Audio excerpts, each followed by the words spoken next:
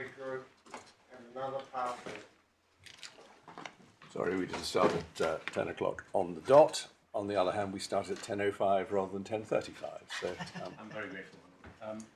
May I start with a couple of housekeeping matters? Yes. We had a hard copy bundle for each of you containing... yes, I saw it has arrived in soft copy form. Great. Let's have it. So if I can perhaps have that handed up now. Yes, I think that would be sensible. So this is going to be the running bundle for... That's going to be the running bundle. I think yeah.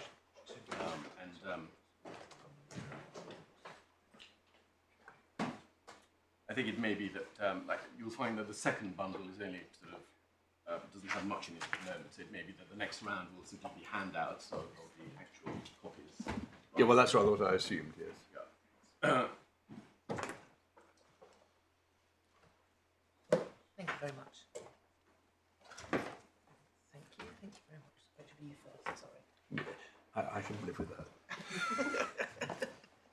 Thank you. Thank you. Yes. We don't have a tab for Urusu. I suggest that we put it at the back of the last bundle of authority. Forgive me, of the additional authorities bundle, which I think has only 2 authorities. So that'll be the third. Yes. I don't want to become too precious about this, but if we get lots of additional bundles, could we have tabs Yes. to go with them? So we'll hand up tab 3 anyway next time round. I think provided we're warned in advance, we're very happy for people to come up at lunchtime and liaise with our clerks just to update bundles. The second piece of housekeeping is that we have prepared a draft of... Sorry, let's just finish. Wait a moment. There's a lot of stuff. I see. O is the 19 witness It statements. contains the 19 Yep. witness statements, which is why... And that won't obviously change. And then P, it's P really, which will be the running bundle. Yes. And it contains, well, it contains more of the 19 witness statements. Is that right? Yes. Yes, I see. But, so that's all that's gone in at the moment. I think there was some other other documents that I referred to from Opus yesterday, Yes. other than the 19 witness statements, I believe have gone into the beginning Yep, of the so larger appendices 2 files 2, that 6, have just 10. been handed up to you. We've gone into O. Yeah, they've got Yes, in I see. there. Right, sorry, you were about to... yes, I see. Yes, there, in fact, yes, quite a lot. Thank you. Yeah. Right, now, you're about to say something else. Sorry, I'm afraid in the time available we've not had time to make copies for the other side, but we will attend. They know it all by heart anyway. They Mr. know Gibson, it all, but, Mr. Gibson could recite witness statements. Well, it hasn't stopped him from making the point he's just made, but that's by the by. Yeah, well, that'll be sorted out, I'm sure. Yep. So the second piece of housekeeping is that we have prepared a draft of the items that Lord Justice Popplewell raised yesterday, where there is conflicting evidence between the experts. We've handed that over to the other side for their comments. So hopefully, when that is agreed, we'll be able to hand that up. Good, thank you. I was going to start with the JR evidence, just to show you what it is, and then to explain why we say it's relevant. So if I may do that, please, as the first thing this morning. You will find the JR evidence in Bundle N.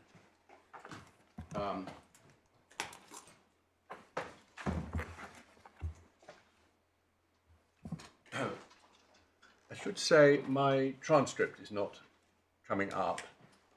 I don't sit here reading it as you speak, but every now and then I look for references that I've missed.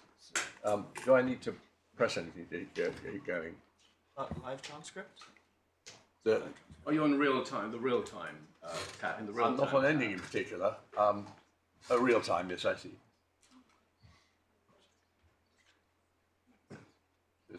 Right. Thank you. So Bundle N, tab 50. There are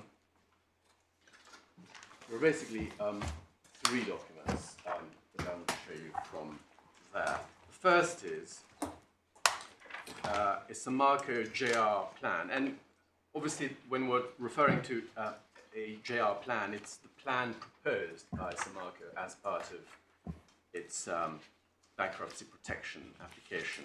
Is this the first one or the revised one? This is there have been a number. I don't actually know. Is this the most recent one? It's not. It's not the most So recent. do we need it? Well, I just want to show you how it progressed, but it will be very quick because there was only effectively one major change in the subsequent plan, but it could be material.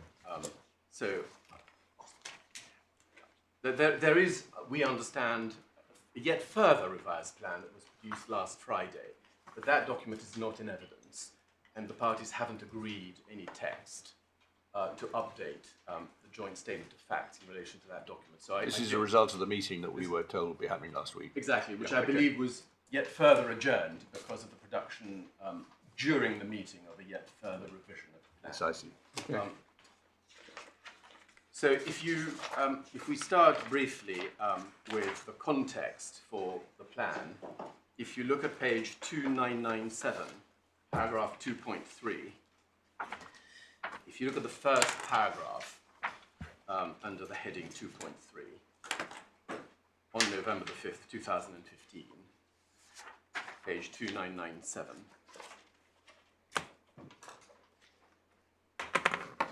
that was the broad context. And then if you look at over the page, 2998, if you look at the passage towards the middle of the page, beginning, however, since the Fundau Dam incident, if I could ask you to read that passage up to the end of the second paragraph on the next page, just the context.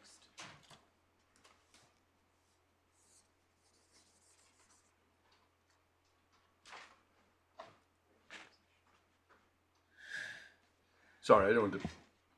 When he says allowing investors for the resumption of its activities, I mean, that doesn't mean, as it were, its normal activities. It's just this was a single purpose project, wasn't it? No, this is talking about the owner of the dam, Samarco, which obviously was a fully operating entity before. Its activities got severely interrupted by the collapse. Well, I'm sorry, well, I mean, I thought Samarco did nothing except run this dam. I'm wrong about that, am I? Well, ran the dam in the mine. Yes, sorry, ran the mine. Yes. Yes. Oh, it doesn't. I had assumed that the collapse of the dam meant the complete cessation of the mining activities as well, but perhaps It did for a while because yes, I see. The first paragraph that I showed you on page 2997 referred to the suspension of its operating licenses and the paralysis of its mining activities. But what then happened was later there was a partial resumption of activities as described on page 2998. The tailings belonged to Vale, did they? That's why Vale was a direct polluter. Well, some of it. Some did. Some of it came from Vale and was essentially dumped into the same dam. But I don't know the proportions, but I'm assuming that the larger part of it was presumably Samarco. I'm being told yes.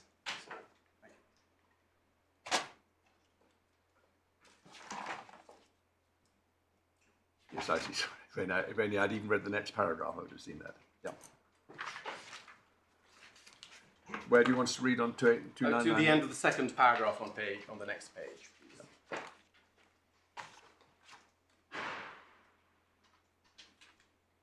Yes, thank you. And then if you go over the page, if you look at clause 3.8, you will see that the position of the company as at that date, the date of the plan, was that it had creditors of the 51 billion, which I think amounts to a little over or about $11 billion. And then if you look at paragraph 3.10, you will see that the first sentence states the obligations related to the TTAC, including the contribution obligations to the Renova Foundation, as requested by the Renova Foundation to Samarco from time to time, will not be modified by this plan. So that's what the company proposes as part of its reorganization, that its contributions to Renova should not be affected by the reorganization and should not form part of the plan. And the definition of contribution obligations to Renova Foundation can be found on on page 2994, the last definition. It's not identically translated there. It's translated as obligations of contribution to Renova Foundation. Page 2994, the last definition.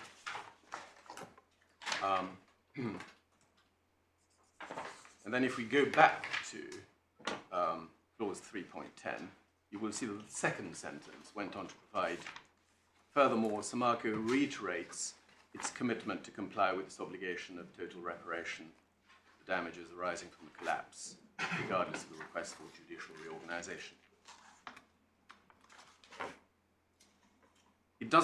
That clause doesn't actually clarify the position regarding the effect of the reorganization on dam-related claims outside of the Renova scheme. But we'll see a provision that deals with how litigation is to be dealt with in a moment. But certainly as regards contribution to Renova, the intention is that that ought not to be affected by the plan.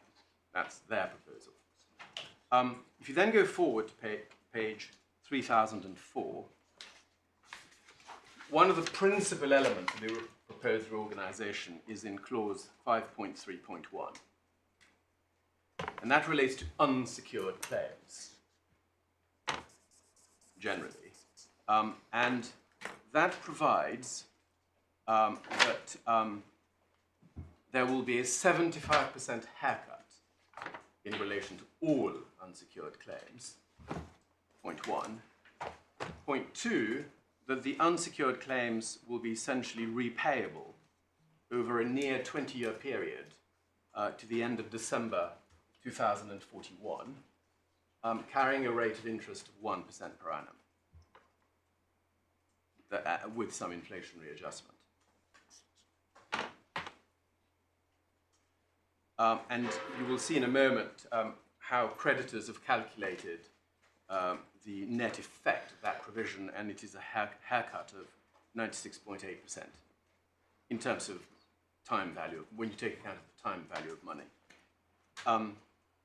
There was also an option for restructuring whereby unsecured creditors are given the option to essentially have a debt for equity swap, but the shares in question would be non-voting, which also is a point of contention with the creditors. But I don't think we need to go into the details of that alternative option for restructuring for present purposes.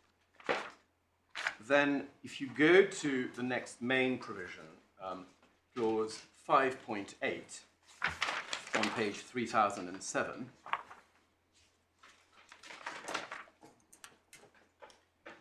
perhaps I'll let you read 5.8 first to yourselves. Just help me. Where are we going with this? What's the headline point? So my headline point is basically this. What you will find when you look at the JR evidence is that it is not merely evidence of inability to pay. It is evidence as to how there are substantial doubts and disputes in the reorganization as to, first, whether Samarco should be treated as being liable for no more than a third of the liabilities that arise in relation to the collapse. So there's a big debate in the reorganization as to the share that Samarco must bear or should bear in respect of the dam-related liabilities. That's point one. The other two-thirds being borne by the shareholders. Borne by the shareholders, exactly. That's the argument in the reorganization as you will see formulated by creditors. And why is that a big point? Well, that is a point, because if the argument that's being presented to us is that you, the claimants, are able to get full redress in Brazil by suing Samarco, but if as a result of the reorganization, or in the context of the bankruptcy proceedings, the creditor's position prevails, and Samarco is treated as a matter of law because it is treated as being jointly and severally liable with Vale and BHP Brazil as being in law responsible for only a third, then being able to sue Samarco on its own is just not good enough. That's a fundamental point that arises as a result of the reorganization, because obviously of the power of the bankruptcy court to impose that scheme when there isn't enough money to go around to meet all of the creditors' demands. Quite an elaborate, rather like we had yesterday, a very elaborate exercise walking us through these documents.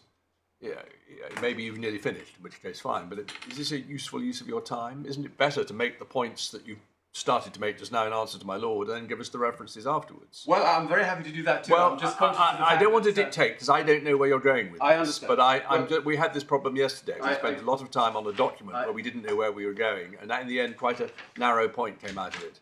Well, you're trying to help me make sure well, that I go through all of my points. Okay. I'm grateful. So what I've given you what I've said. I think you said, so far you said, no, not merely evidence of inability to pay, but also doubts as to whether one, Samarco should pay only a third. Yes. And I thought you were about to say two. Two, yes, I do. Two is whether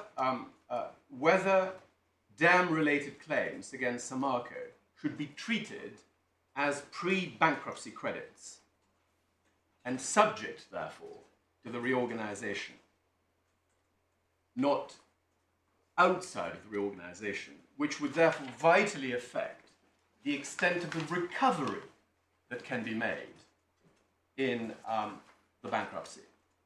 So the first point was about the size of the liability, the total liability. And the second is as to the extent of recovery if it is a pre-bankruptcy credit. Because if it is a pre-bankruptcy credit, then like any other unsecured claim, it would be subject to the reorganization and would be therefore competing with all of the other pre-bankruptcy credits. That's point two. In point three, there are doubts and disputes as to whether the plan proposed by Samarco will be approved so as to allow it to continue to fund Renova as proposed, and if so, to what extent?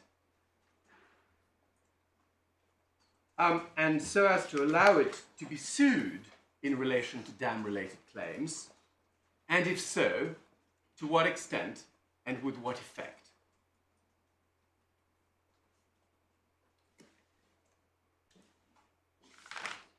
And these... Are those two separate points? One is the extent to which it will be allowed to continue to fund Renova. Is the second, because of its bankruptcy status or whatever, that it may not be amenable to suit at all? Correct. There are two separate points, because the plan, I can show you that point very briefly, the second point. I just want to get the points. Well, all right. So there's two separate points. One is doubts about continuing funding. Yes. And fourth point is doubts about amenability to suit because of the procedure it's in. Yes. Is that what you're saying? Yes, I am. And the reason why both points arise is because the reorganization seeks to deal with both Samarco's ability to fund Renova, because obviously that is one way in which Samarco's assets are being applied, but it also deals with what Samarco can be sued for, because that also affects what ultimately may happen to its assets. So both of those aspects are dealt with in the plan, and both of those aspects are contentious, because the plan as a whole is wholly rejected by the creditors. I will simply give you references. Well, hang on. Now, those are the points that that are coming out of this exercise. Yes. Let me just have a word with you.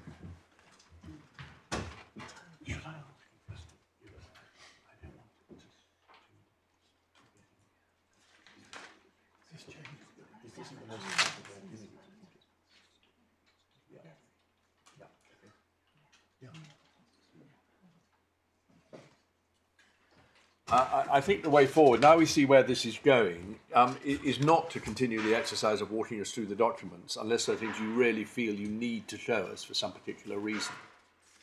But to produce soon, so that Mr. Gibson sees it, before he has to make submissions, a list of the references supporting those points. Yes.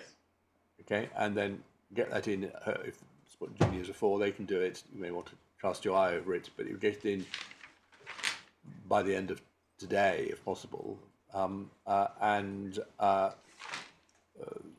we can follow those up to the extent we feel necessary. But we now see what the point is. Okay. Very well. So far as the issue of the admissibility of this evidence is concerned, you understand. I've made my point as to why it's relevant. But which ground in the respondent's notice do you say this hangs on? It relates to ground 1B of the respondent's notice, which is in bundle A, tab 4, their case on full redress, essentially.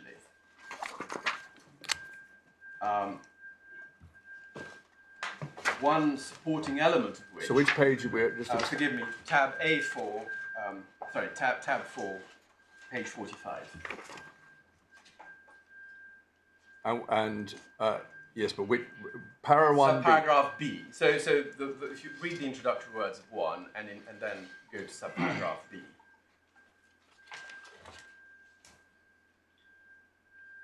So they rely on the claimant's ability to bring individual court proceedings in Brazil, which they say can be determined within a reasonable time. I mean, the way that I think you can put it is to say that what they're inviting to, the judge made observations and the respondents are saying we should make outright findings. Yes. Insofar as we don't agree that he made outright findings and merely observations, see the footnote, then the respondents say you, the Court of Appeals, should be making these outright findings. Yes. And on the back of that, you say this is all wrapped up in full redress, and it's a response that I'm not agreeing with you, but that's how you put it. Yes. Okay. It's an integral part of their case as to why full redress is available in Brazil. I mean, let me take a simple example. It's obvious in a way, but there's no misunderstanding about it. Let's suppose for a moment that it was indisputable that Samarco was now totally bust and that the shareholders would not put a further dime in. Let's assume we knew that now. And let's assume for a moment that you were to find that the judge had been flawed in his approach on abusive process because it relied primarily on manageability and so on, and it falls to you now as essentially as a new exercise of evaluating the relevant circumstances to come to a view as to whether it is abusive, and one of the principal grounds of abuse is pointless and wasteful litigation, because you have all kinds of redress in Brazil, including you could sue Samarco. What's the problem? Let's suppose that's the position you're in. Could it seriously be suggested that when you approach this task of valuation, as of today, you simply proceed on the basis of an utter fiction? And you say what happened below doesn't matter because this is all post-judgment material, different landscape. The Ladd and Marshall criteria are amply satisfied. The reorganisation and the consequences of the reorganisation are a post-hearing event, number one. Number two, it's impossible to see how that could not potentially have had an important influence, not a decisive, but an important influence on the result of the case. The evidence is incontrovertible. But what is more, the other side themselves run a case of unfairness as part of their abuse argument that turns on the fact that Samarco has had to be supported by its shareholders. This is perhaps not a point that you have that's been given prominence, but if you look at their own skeleton argument, and it's worth looking at, in Bundle A, tab 6, at paragraph 116E,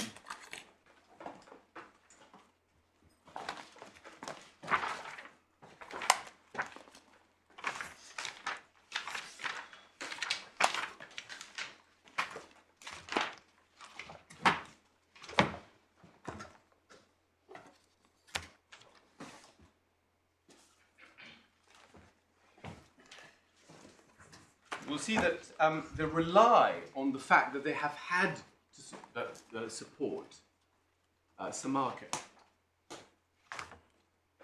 as a reason why it's unfair that they should be sued separately in these proceedings. So where's that? Which sentence? Well, if you read to the very end of subparagraph E on page 169.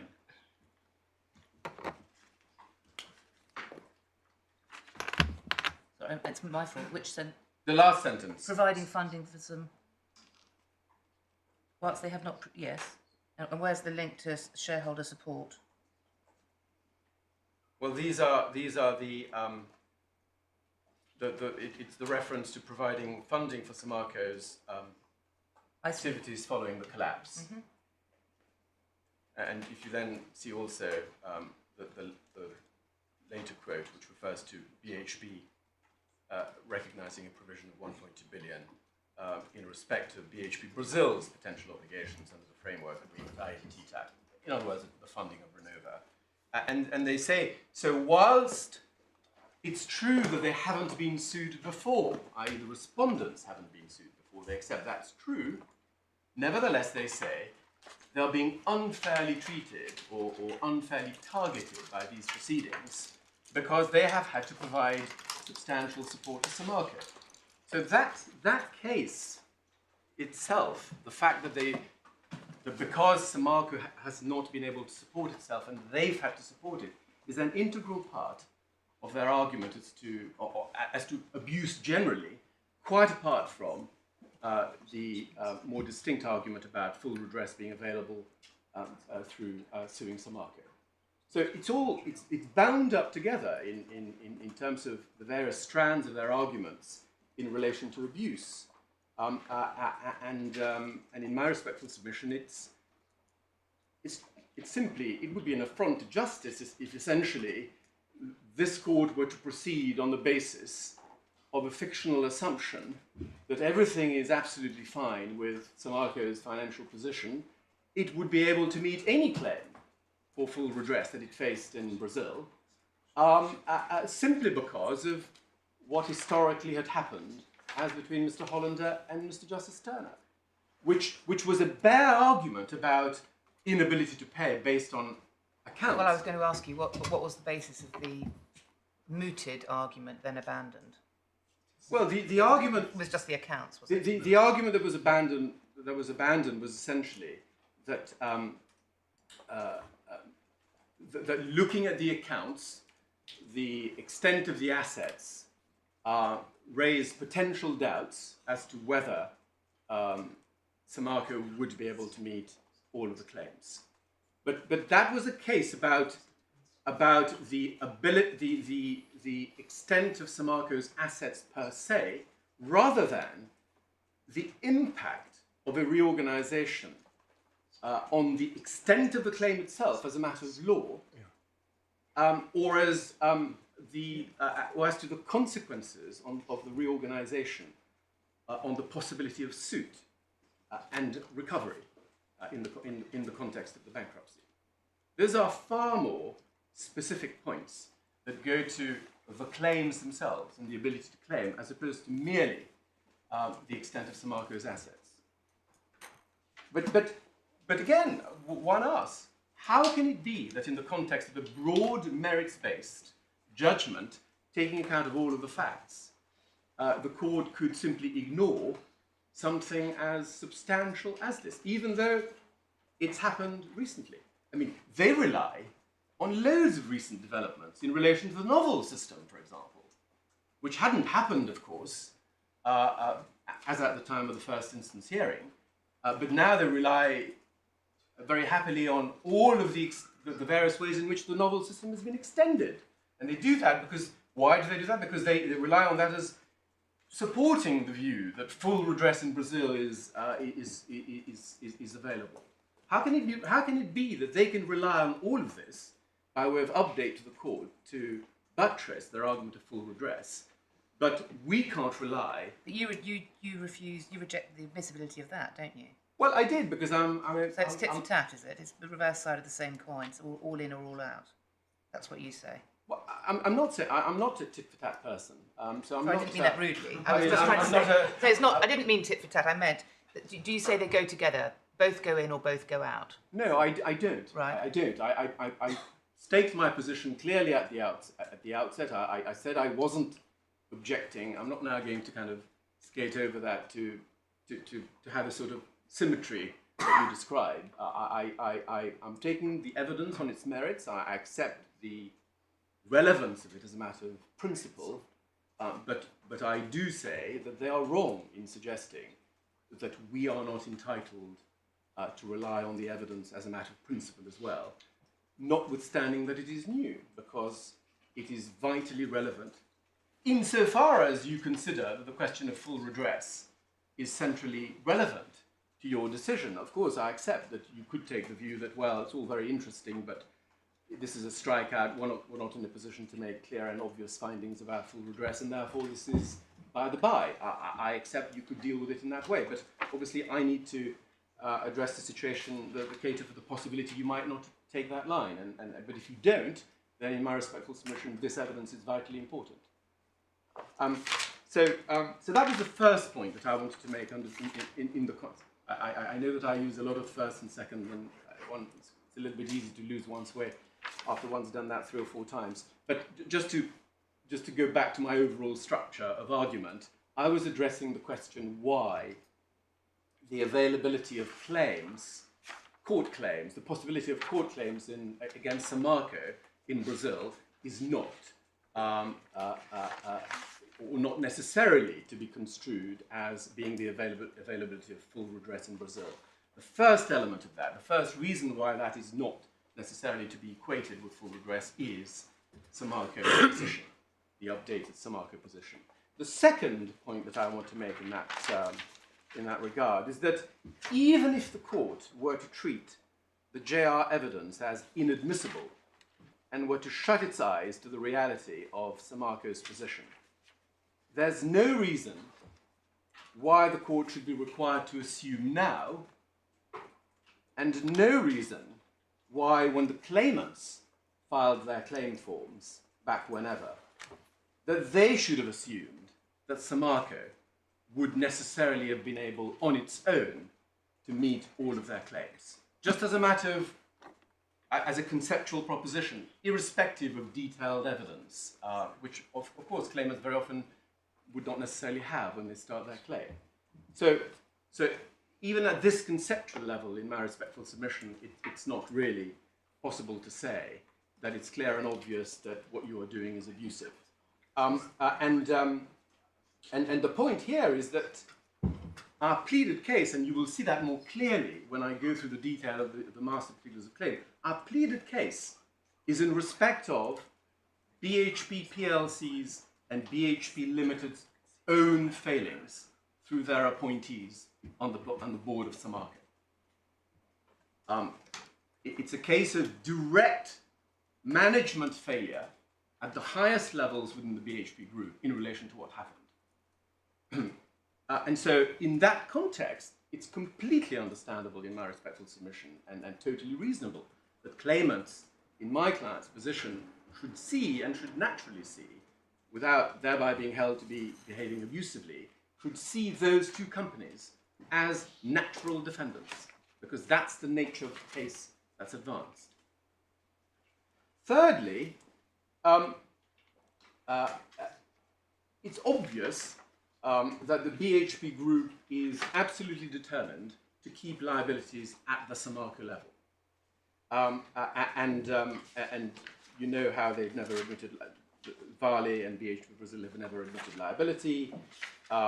You've seen in the evidence how, for example, Vale and BHP Brazil are vigorously resisting a veil-piercing application made by the public prosecutor of the state of Minas Gerais in Samarco's judicial reorganization.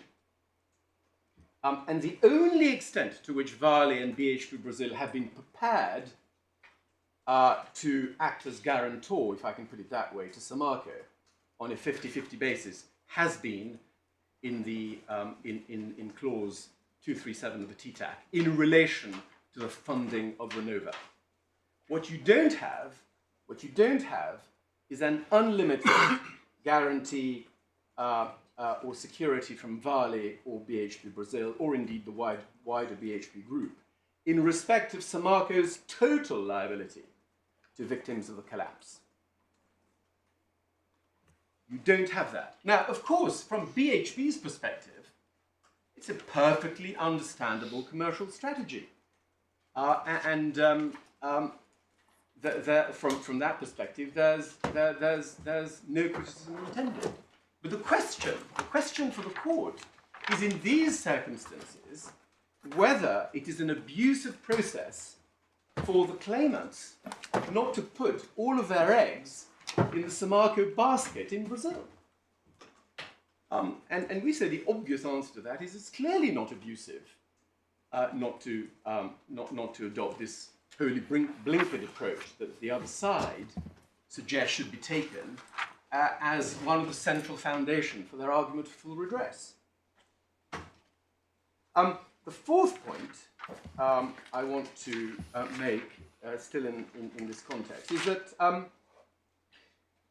the suggestion that the claimant should be limited to suing Samarco in Brazil under pain of the finding of abusive process in England wholly ignores the serious problems that exist with regard to the pursuit of individual claims in Brazil. I remind you of what we've explained at paragraph 29 of our supplemental skeleton and paragraphs 432 to 435 of our first instance skeleton regarding the problem with hundreds of thousands of claimants resorting to their local small claims or state courts in order to pursue their individual claims. And the fundamental problem here under Brazilian law is that outside the scope of a CPA, there is no available procedure in Brazil for managing large numbers of claims arising from environmental disasters. Because small claims courts and state courts do not have the extensive case management powers or GLO powers that English courts have. And you may recall what Judge Mario said about this in the Baixo Guandu judgment. Is there a reference in Professor Rosa or Professor Didier's evidence for this last point in your list that we're getting? Yes, I'm sure there is a Professor Rosa reference. Don't worry, as long as it's in there, that's fine. It will be in our skeleton at paragraph 29, the supplemental. Sorry, just so we're, we may be at cross purposes. The schedule you're providing is essentially about points of dispute and references on both sides of the dispute. Yes. Right. Yeah. I'm not assuming that it may be the case that the point you've just made is disputed and will appear on the schedule. So, this is just a much more straightforward question. It seems to me. Where does Professor Rosa say there are no case management powers in the small district courts? Well, I think Professor Didier does have something to say about this. So, if it's not already on the list, can another topic have the references on both sides to difficulties of bringing claims against Samarco in the local courts? Yes.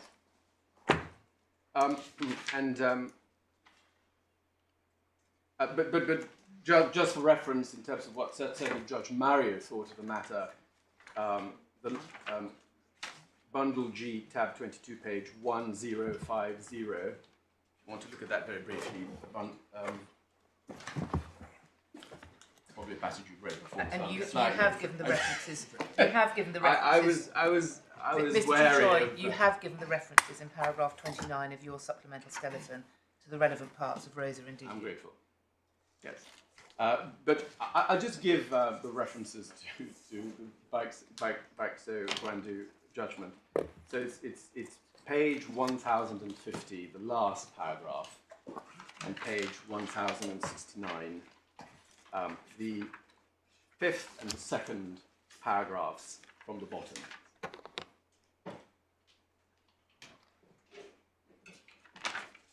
I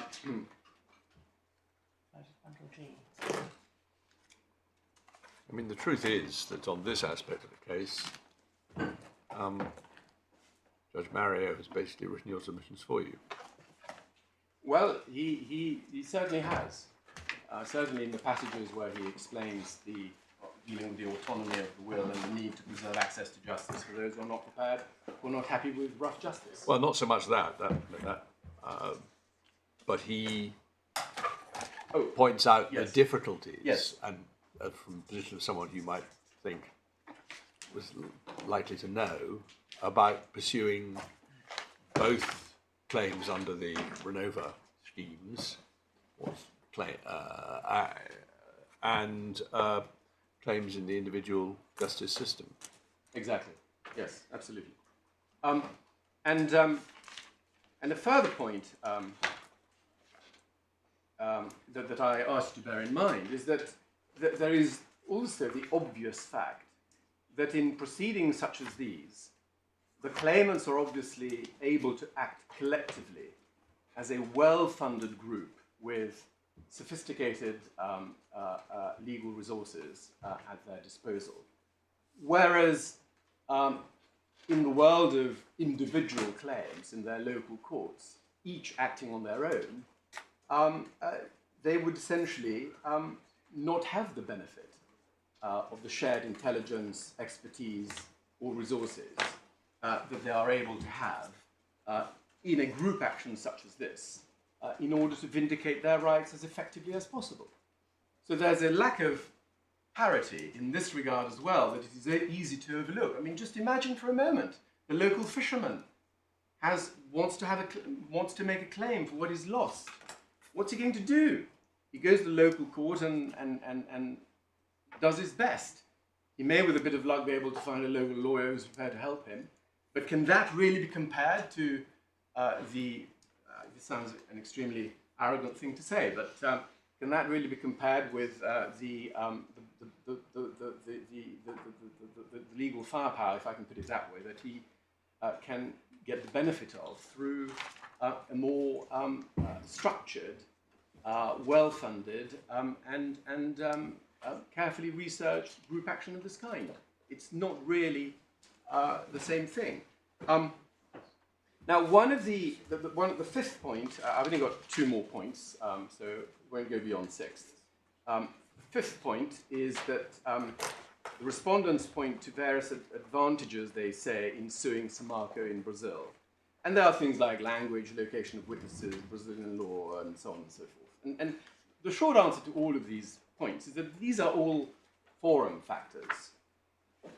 They don't fundamentally, or they pale into insignificance when considered against the practical reality that Samarco simply cannot, on its own, without the support of its shareholders, meet all of its liabilities, including the dam-related liabilities. Well, sorry, just to be clear, you have a point of principle that these are all forum factors, yes, which you've already made, yes, and shown us authority about that. Are you making a separate point here? And if so, what is it? Yes, I am. I suppose technically it is a separate or additional point, which is that, well, even if there were some merit to those factors, i.e. even if one were not to ignore them inherently as being irrelevant because they are forum factors, even if you were to take them into account, they pale into insignificance compared to the potential disadvantage of putting all of your eggs in the Samarco basket as the only defendant that is worth suing on their case. And then the final point that they make is, well, you don't know what's good for you because it's better to sue Samarco in Brazil because, hey, Samarco does not dispute its obligation to provide full redress under Brazilian law, whereas the respondents totally dispute their liability in these proceedings. So why are you making life so much more difficult for yourselves? That's essentially the argument. And obviously, the first part of that statement is at odds with the clear non-admission of liability recorded in clause 256 of the TTAC. But even assuming for a moment that one is to treat all of their various utterances as essentially binding, open binding non-admission of liability that can be used anywhere else in the world, the big question that obviously no one agrees on is, what does full redress amount to? What is it? We don't know, and obviously there's a lengthy process of renegotiation. Well, hang on, sorry, I don't quite understand this point. Yes. It's not so much about full redress. The point against you, which you're meeting, is one about liability. Yes.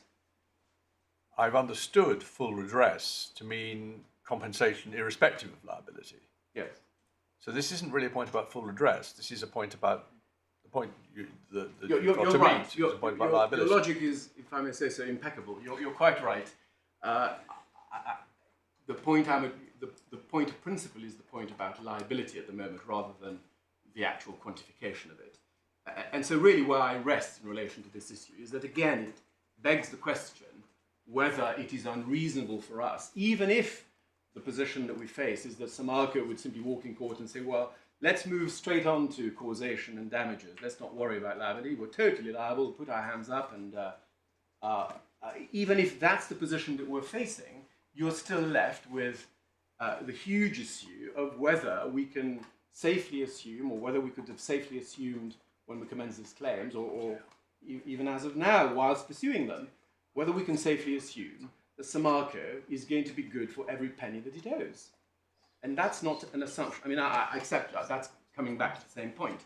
But that's not an assumption that we're required to make, or which, if we don't make it, should subject us to an accusation of abusing the process of the English court.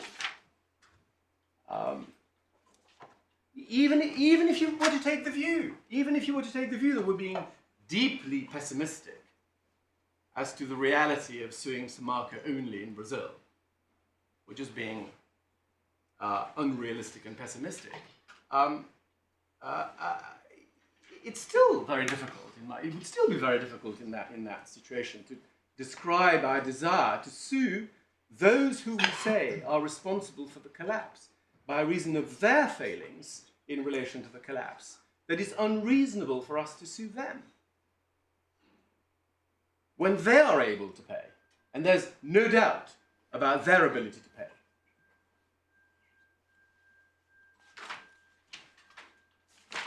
So that then takes me, if I may, to Henderson form of abuse. I've got some slightly more specific points in that regard. So this is a form of abuse in relation to which the judge made no clear finding, but which the respondents independently pursue under paragraph 2 of their respondent's notice. The relevant principles in relation to this form of abuse were usefully summarized at paragraphs 53 and 55 of the judgment. And I think by way of a shortcut, we can probably just look at those.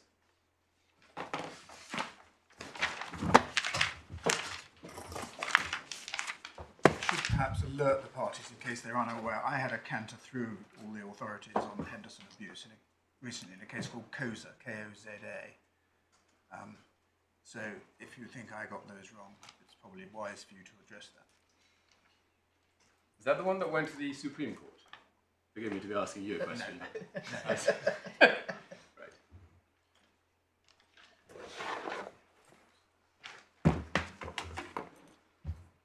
Right.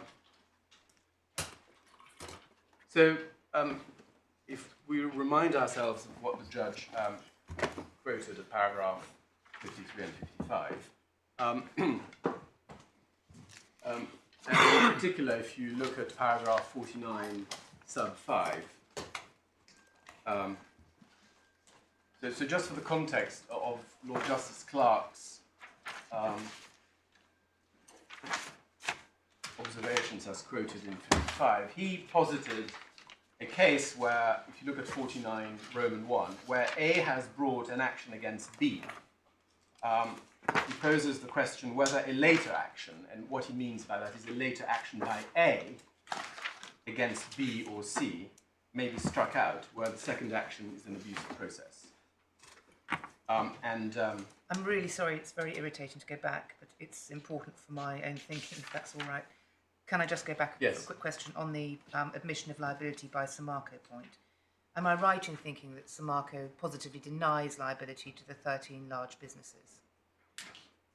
And that's been denied and continues to be denied positively? I think that's fair. Yes. I think that's fair. Thank you, Mr. Gibson. Thank you very much indeed. Forgive me for going back, sorry. Not at all. No. Thank you. I mean, Sorry, to Henderson, yes. So the example, therefore, he was that Lord Justice Clark was giving was of an action by A against B, and then followed by a later action by A against B or C, or potentially B and C, insofar as there may be a later action against B for something else.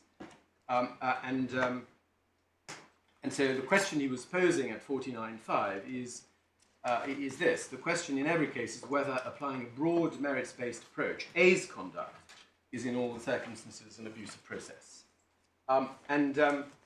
And so what you find in relation to Henderson abuse, therefore, is that it is generally dealing with a case where the same claimant was involved in the earlier action and subsequently takes action against the same defendant or against another defendant. And you see the same point in all the stores as being the classical situation where Henderson abuse arises, or potentially arises. So this is the authorities bundle A at tab 4.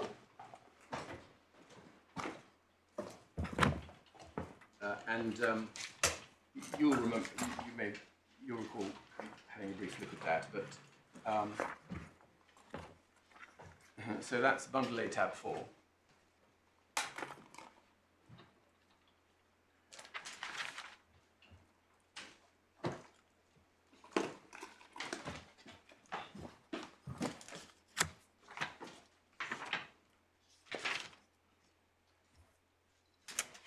And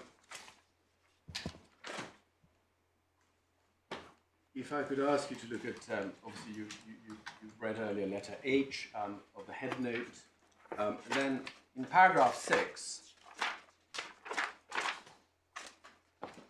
you will say quotation by Lord Justice Thomas of the passage from Dexter that was quoted by the judge.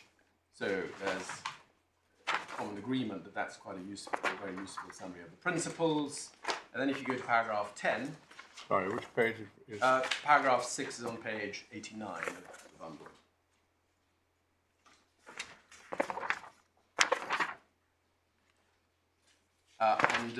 And you will see that he then considers the point again, the correct approach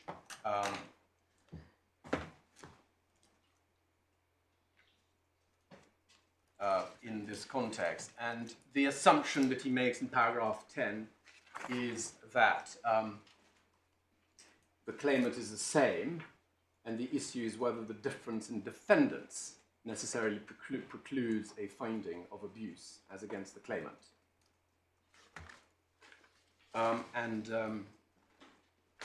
If I can ask you to look also at paragraphs 26.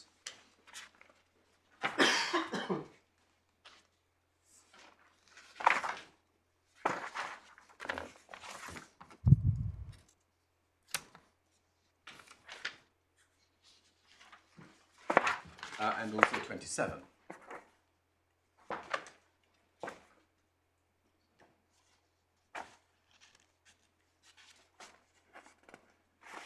So one of the important factors, therefore, in determining whether or not it is unreasonable or abusive for the same claimant to be suing a second different defendant in relation to the same subject matter that was the subject matter of the action against the other defendant, is whether there were reasons why it happened in that way. Now, the respondent's case is that there is Henderson abuse because they say they could and should have been sued by the claimants or on their behalf in the 20 billion or the 155 billion CPAs, and or in the individual claims that have been brought by some of the claimants in Brazil. So they rely on those three sets of proceedings, if I can put it that way, or types of proceedings. And different points apply to, or responses apply to, those different sets of proceedings. But can I start with my first point, which concerns CPAs? There can be no Henderson abuse by reference to either of the umbrella CPAs, because first, it wasn't the claimants who decided to bring those CPAs. Second, they have never been claimants themselves in those proceedings. It's a more fundamental point. They couldn't be, isn't that right? They're not the kind of person who... And indeed, they would not have had standing to be, absolutely. Apart from there is a small category that could. Forgive me. Sorry, I should have put that... I'm sorry. Municipalities, yes, forgive me. The 58 could have. No, some of the 58. Some of the 58 might have been in a position to be a claimant. I think the point I had put was not as sweeping, if I can put it that way, as Lord Justice Underhill. Well, maybe correctly because of the point my lady made, but subject to that point, the sweeping point is right, isn't it? Absolutely, yes. It's not that they didn't choose to; they couldn't have even if they had chosen. Most of them couldn't have been claimants anyway. Absolutely.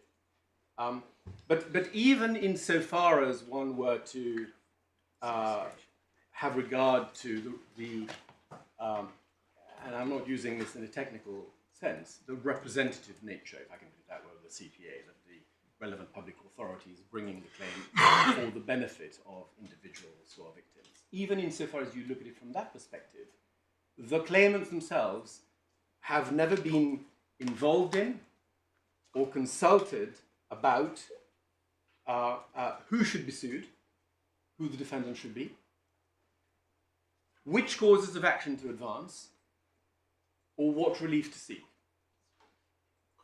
They played no role at all in respect of any of the fundamentals of a claim in court. And we say, therefore, this is a fundamentally different situation from the normal Henderson abuse scenario, where it is alleged that the same claimant should either have brought the particular cause of action against the same defendant in the earlier action, or should have sued the new defendant in the earlier action. Secondly, and this is a further point in relation to CPAs, although, as I say, they are under Brazilian law brought for the benefit of the claimants, or at least most of them, still we say that should not be treated as engaging Henderson abuse for essentially two reasons. First, it's common ground that the victims themselves would not have been and could not, under Brazilian law, be bound by any judgment that is unfavourable to them. Reference? I know it's common ground. This is common ground. Well, I'll give you a ROSA reference. ROSA 1 201.3. Thank you.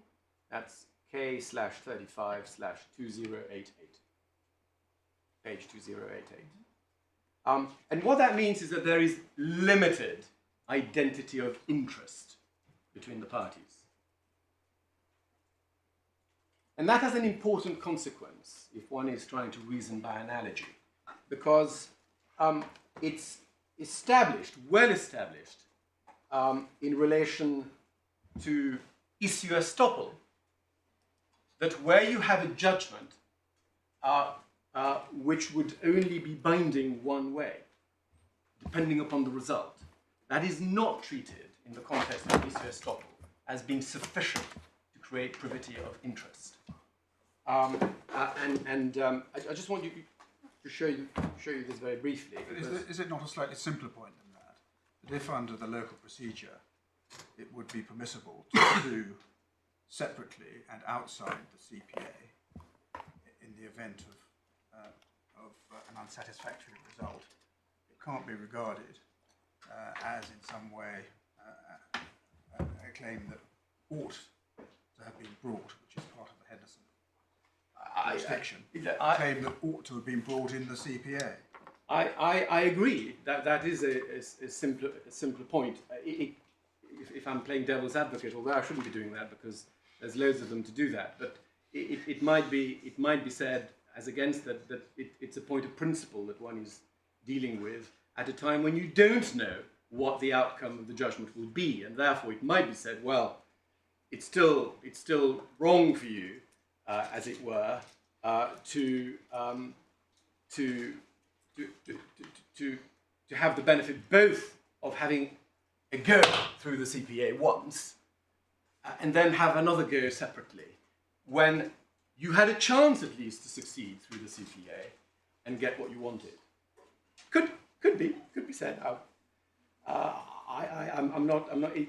It's not a complete answer, but I can see how one might wish to answer the point. But the sorry, you were on an issue estoppel point. But yes, but I'm making a point of principle as to whether it is right to assimilate the victims to the CPA plaintiff, merely because, as a matter of law, the CPA plaintiff can represent the interests of the victims. And the point I'm making is that because of this asymmetry under the law, that means that the nature of their interest, even as a matter of Brazilian law, is treated as limited or asymmetric. And that, normally in the context of the English law approach to whether or not an earlier judgment or a judgment in another case should be seen as, or another set of proceedings should be treated as giving rise to some form of preclusion, a lack of identity of interest in that respect is treated as fatal. So Mad Atelier at tab 31 of bundle D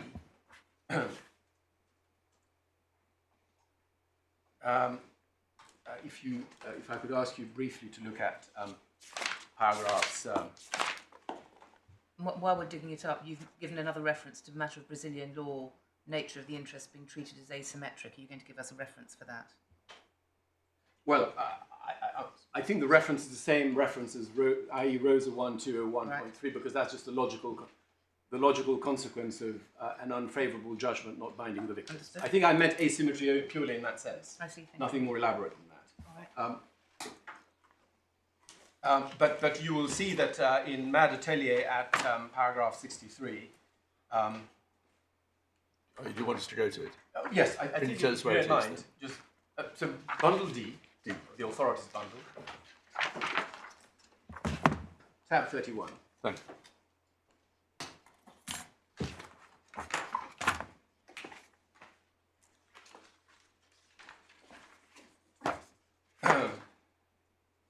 So the judge deals, if you look at page 959 of the bundle, the heading privity of interest, just above paragraph 62.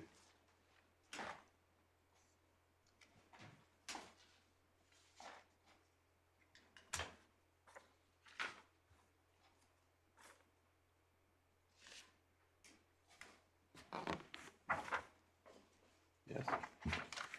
That's subparagraph 3 you want? Exactly, 63 subparagraph 3. Mm-hmm.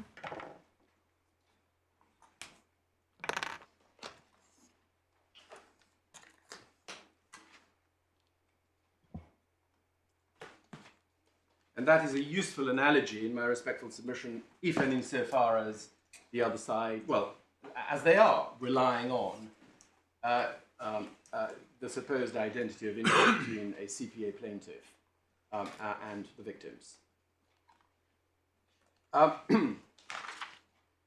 So far as individual claims are concerned, this is my third point. But it relates Put away Mad Atelier. Yes, we can put away Mad Atelier.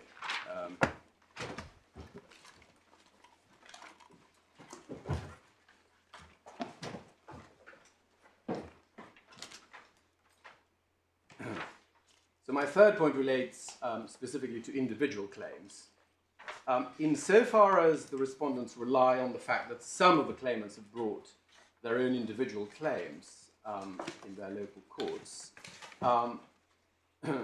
one of the important questions is whether it was unreasonable for those individual claimants to limit their claims against the Brazilian companies and not to seek to join their English and or Australian alternate holding companies. And the first point we make in this regard is that it cannot have been unreasonable for individual claimants in Brazil, many of whom would have been economically disadvantaged, to decide to sue the local Brazilian companies that own the mine and that are the immediate owners of the owner of the mine, instead of and not effectively cast their eye ashore to alternate holding companies. It's not difficult to imagine that a lot of those individuals who started their claims just wouldn't have had the resources or expertise or knowledge to even understand how, for example, the decisions that were taken in relation to the expansion of the dam, the policy decisions that drove that, and we're going to see that in a moment when we go to Article 34 and foreign and conveniens, how those decisions were taken in order to keep building the dam up, to expand production for wider economic reasons. What's your best evidence on this? What's a reference for us? Many individuals don't, no reason, no resources, no knowledge. I'm sure it's there, but just give us a reference if you would. Well, I'm not sure this. I don't. Perhaps there's been a bit of literary enthusiasm I'm sure. on my part. I'm sure it's there. I just. There is evidence as to difficulties that they have Yes. experienced. We will give you the references Thank for you. that. I don't know specifically that the difficulties were expressed in the way that I've just expressed them, but I'm just saying, as a matter of common sense. I understand. So just give us your best reference. But I'll give you the best references that I have. In any event, and this goes back to one of the topics we were discussing yesterday, if it were considered that it is potentially abusive for any of the claimants whose Brazilian proceedings may still be extant to continue those proceedings,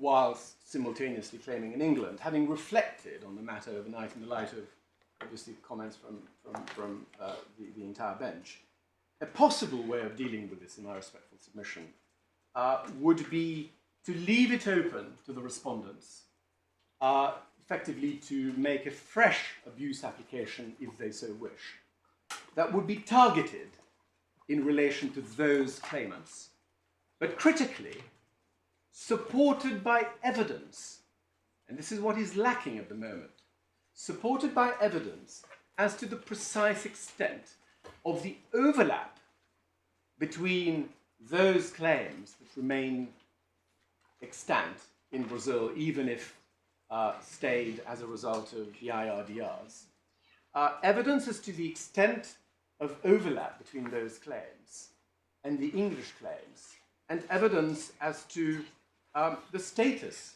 the up-to-date status of those claims, which of course we don't know because the passage in Vivan that we looked at yesterday is some time ago and itself based on questionnaires that were filled in yet some at a yet more distant part, more distant date in the past, and we simply don't know the precise correct position. Obviously, the court would be free to make whatever observations it wishes to make in that regard, and obviously we ourselves are aware of the principles and of the potential for a subsequent ruling of abuse if, for example, exactly the same claims being pursued in Brazil are being pursued in England and such like. But it's simply very difficult at this stage, on the basis of the evidence we have, or rather that we don't have, to be more specific than that. And so that's the course that I would invite you to take or to indicate might be appropriate if you had any enduring concerns about the possibility of ongoing claims in Brazil that overlap with, or albeit against the Brazilian defendants, but nevertheless overlapping in substance with claims in England against the respondents. The fourth point I want to make here is that the respondents rely on the fact that many of the claimants have received compensation through Renova, and indeed including the novel system. Now, applying for compensation from Renova, including through the novel system, which, as you may know, is an online system where that you access. Sorry, is a what system? It's an online system. You access it online. You apply. You make your application for your claim, as it were, or your payment online, and that's how it's administered. Obviously, the system obviously is built on the back of the damages matrices that have been determined by the judge and so on. And what we say is that participating in that process, in my respectful submission, of itself can't be seen as giving rise to abuse, because it's participation in a settlement process, essentially, albeit under judicial supervision, unless that process requires the conclusion or the provision of a release. If it does, then obviously there could be, particularly if the release is required to be provided to Renova, which might raise privity questions, I suppose. One can see how a question of abuse then potentially, an argument of abuse might then arise. But in the absence of that, it's very difficult to see how, simply because there's a means of getting some compensation by some scheme that Renova is managing, why just drawing on that compensation, but without any terms having been imposed upon you or been put forward as quid pro quo for accessing the system, why, if what you've obtained is simply not sufficient to cover your losses, why you can't sue for the rest? And there's certainly nothing in the terms of the TTAC that would make a court action for unrecovered losses improper or illegitimate.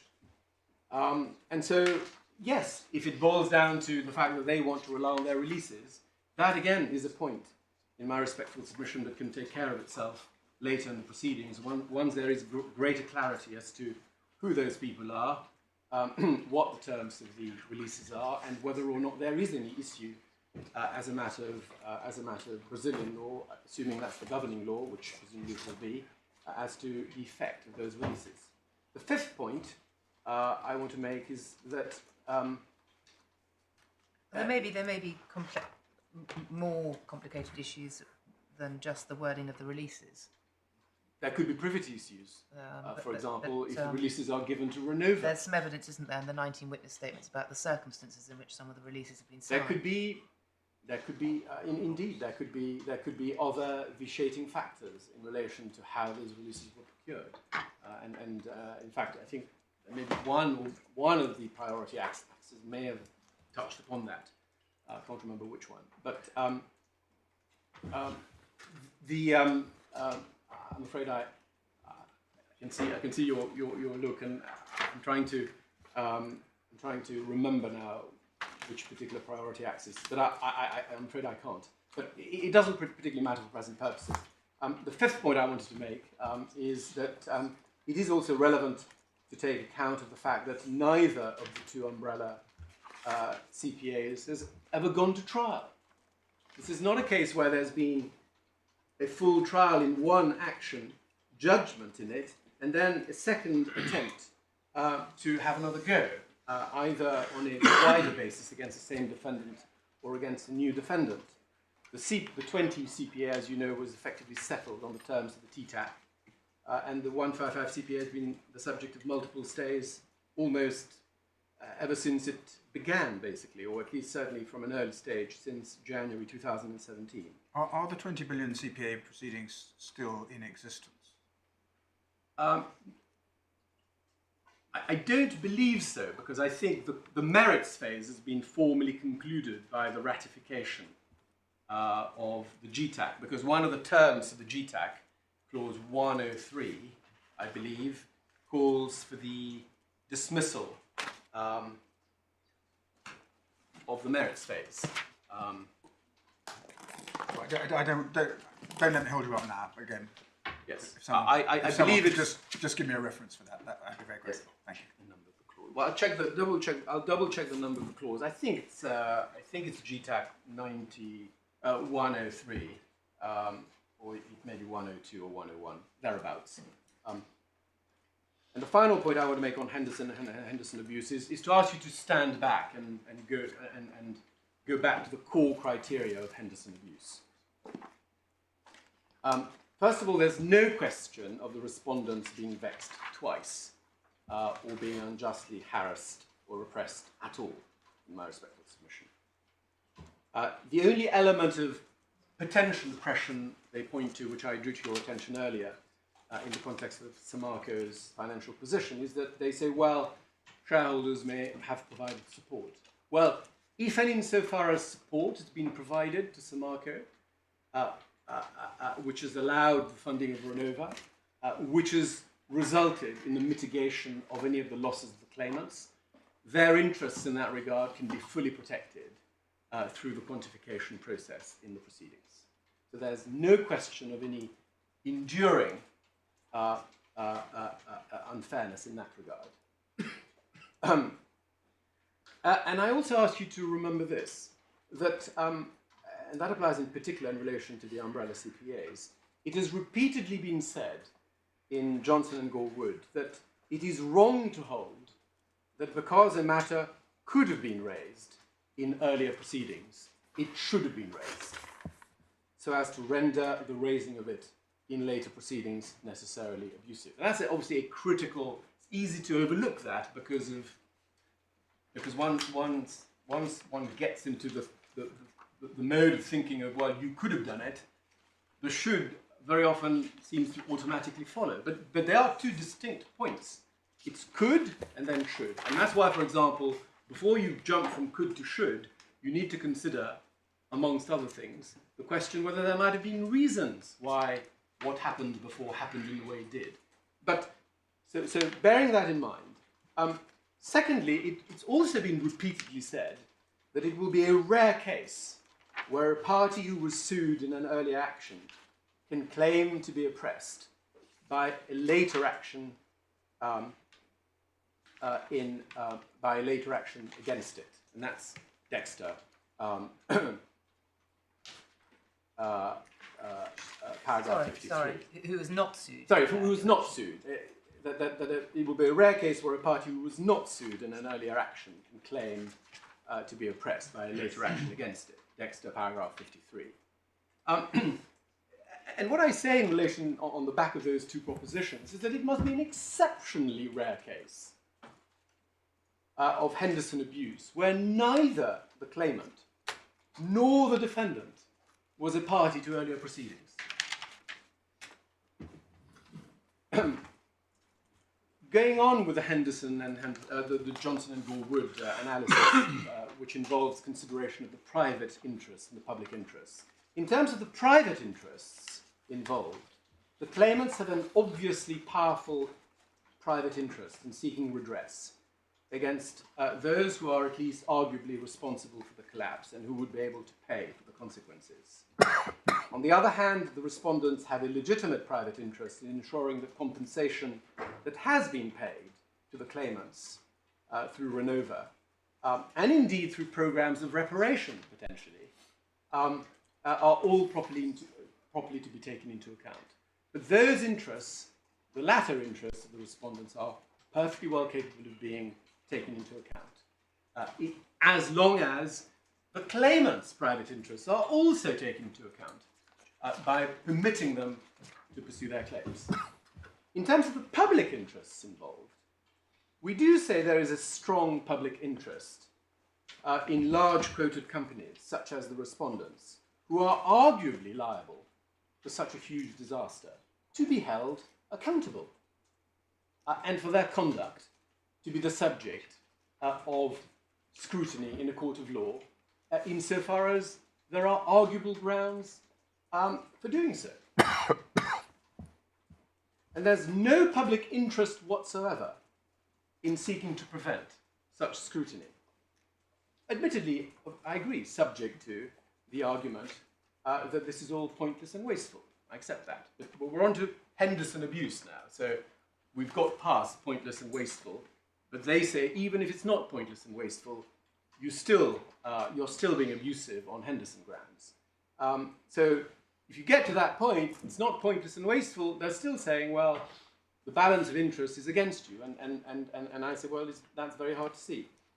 And therefore, in terms of the crucial question whether in all the circumstances the parties misusing or abusing the process of the court by seeking to raise before it the issue which could have been raised before, we say that the clear answer is no, for all of these reasons. Final ground of abuse that's relied on is collateral attack, which I think I can take hopefully a little bit more briefly. The judge did not make any finding of abuse based on the notion of collateral attack.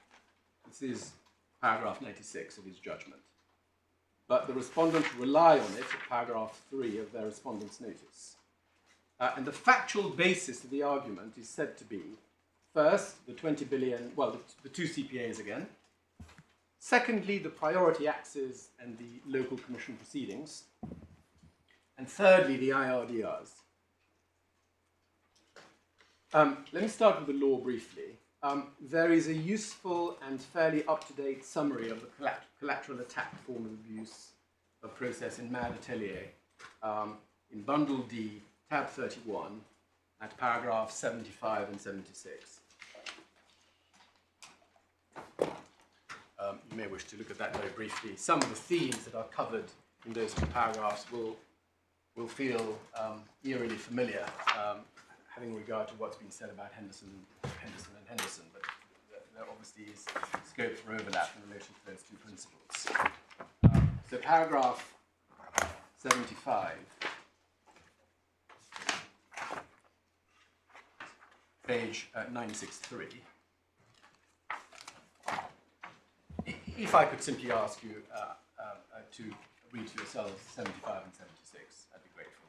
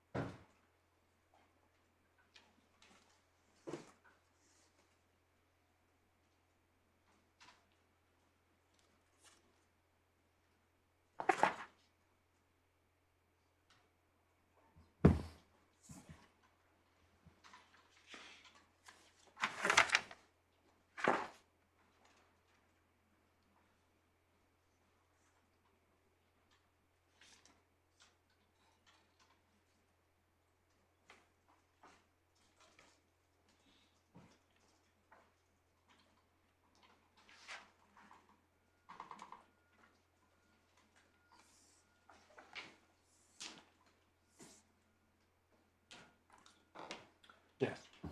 Thank you. So there's obviously overlap with Henderson, as I said, but importantly, the defining feature of collateral attack abuse is that it requires identification of an earlier court decision which is sought to be, or which is said to be, undermined by the later proceedings. That's the critical feature of collateral attack, because otherwise, unless you have that, there's nothing that's being attacked.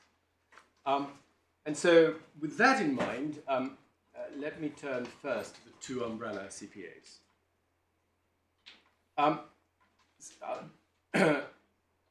by that I mean separately from the priority axes and the local commission proceedings, because as you know, there's a bit of a debate about whether those should be treated as being part of the CPAs or not. But let me approach it in a compartmentalized way for the moment, because as long as I deal with all of it, I will have dealt with totality. But looking at the CPAs independently of priority access in local commission proceedings, it's impossible to see, in my respectful submission, how the two CPAs themselves can support the collateral attack form of abuse when neither action has given rise to any relevant court decision that is sought to be attacked by the proceedings in England. No such court decision is identified anywhere by the respondents,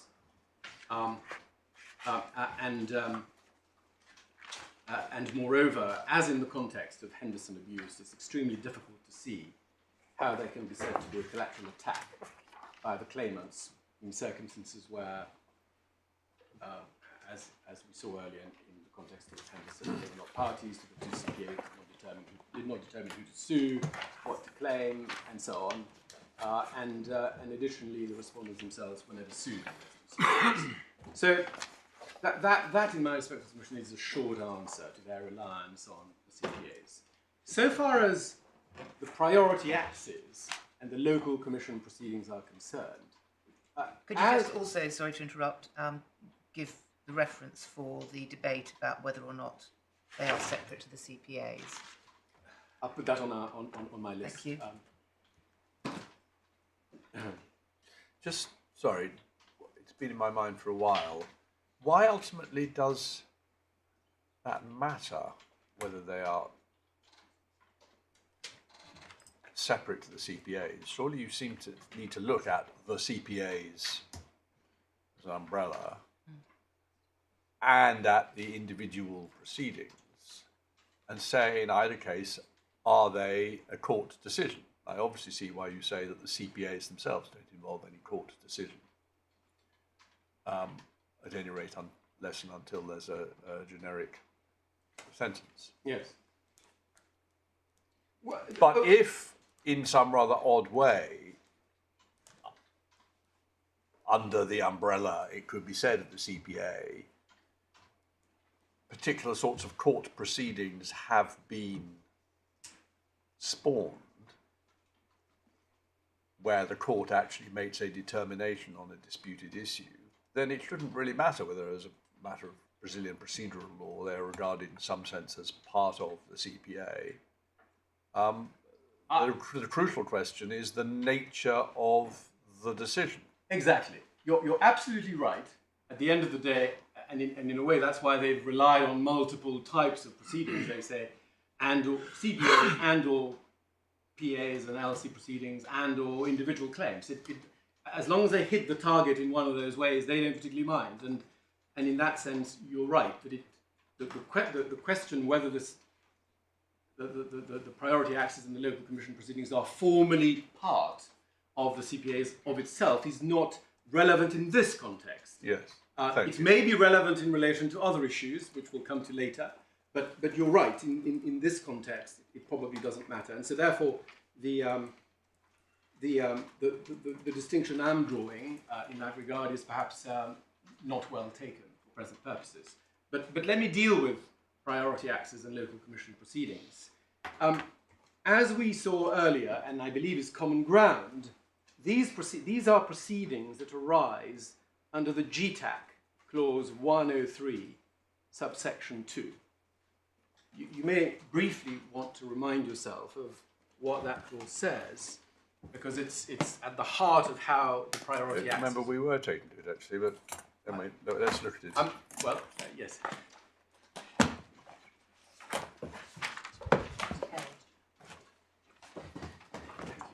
I hopefully this avoids this kills two birds with one stone. If you look at 101, sorry, where are we? I'm so sorry. Bundle G, tab 19, page 1025.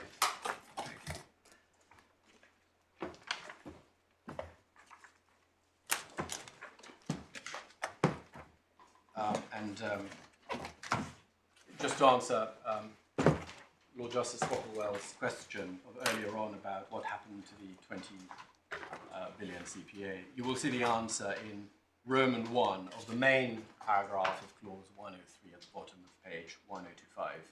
So that's line 4, which refers to the consequent dismissal with prejudice.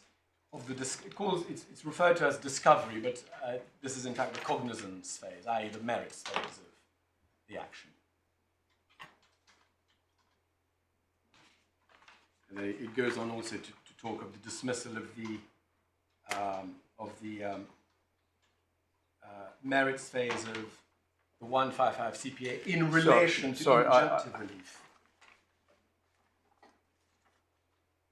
I'm sure you're right because you looked at it carefully. So if you look at Roman It's 1, pretty opaque to me that. it's common ground, my lord. Well, that's what I was about to say. Yes. If it's common ground, then we needn't have it explained. Right. So what is common ground is that a petition was submitted in accordance with 103 and accepted by the Court of the 12th Federal Civil, etc., which had the effect of bringing the 20 billion CPA to an end. Yes. Right. The cognizance phase. Not enforcement. The cognizance phase, i.e. the merits phase. There's not going to be a trial of liability in relation to the 20 billion CPA for this reason. But obviously the terms for the TTAC deal with the various reparation or compensation to be paid, which obviously can be seen as being concerned with, which would be concerned with the implementation of the terms upon which the case was settled. So is the enforcement of the terms of the TTAC part of the CPA proceedings still? Well, I don't think so. I don't think so. But for present purposes, it doesn't matter. If I may, I'll come back. But it may well matter for the Article 34 argument. Well, I'm quite keen to understand. I understand. When CPA proceedings are concluded, because the judge's alternative stay was until the conclusion of the 155 billion CPA, and I'm interested in the conflicting evidence about what that means. Yes, I understand. I will. If I may, I'll deal with that a little later. But on the basis that for the purpose of collateral attack, it doesn't really matter which is part of the other, as long as there's a relevant court decision that.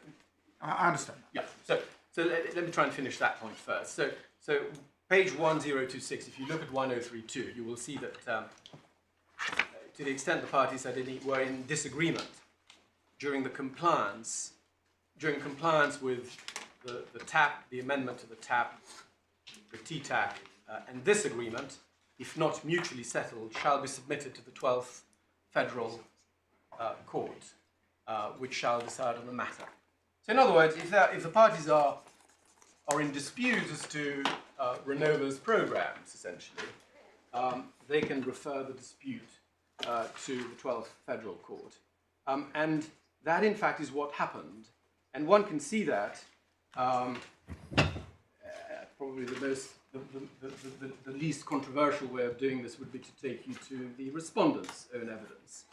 If you look at bundle M, tab 41, Mr. Vivan's evidence, that's Vivan 2.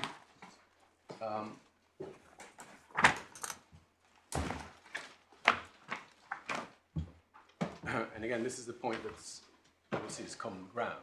But if you go to page, so that's bundle M, tab 41, page.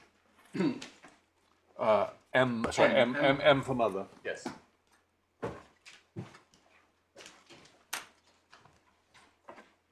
So it's come out in the transcript as N. So I'm so sorry. it doesn't matter at all. I'm just drawing that to the attention. Yep. You will see if you go to page paragraph 235 to set the scene, Mr. Vivan essentially explains the origin of the priority access process at paragraph 235.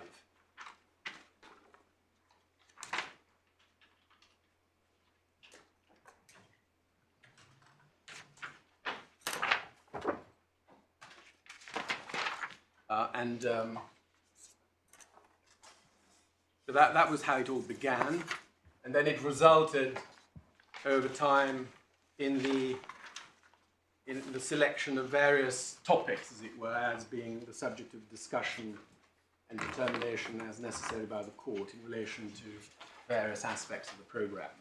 And you can see a description of the various programmes, for example, starting on page, if you go to page 2736, paragraph 252 onwards, it gives a description of various topics. Size detail doesn't particularly matter, but you can see how they interrelate to Renova's programs generally. And then the particular program that is of interest so far as the English claims are concerned, because there are claims for damages in respect of loss, you get to paragraph 281.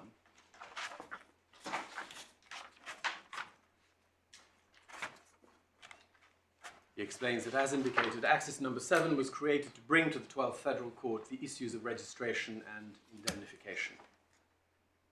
And it was in that context of Priority Access 7 that various local commissions, which numerical were one of the bodies that was to be created as part of the revamped TTAC, or the revamped aspect of the TTAC under the GTAC, those local commissions started proceedings in relation to the question of registration and indemnification, and that gave rise to the famous Berkshire-Guandu judgment, for example, which started the life of the novel system. So that's the context for the priority axes and the local commission proceedings. If you go to 307, in fact, as well,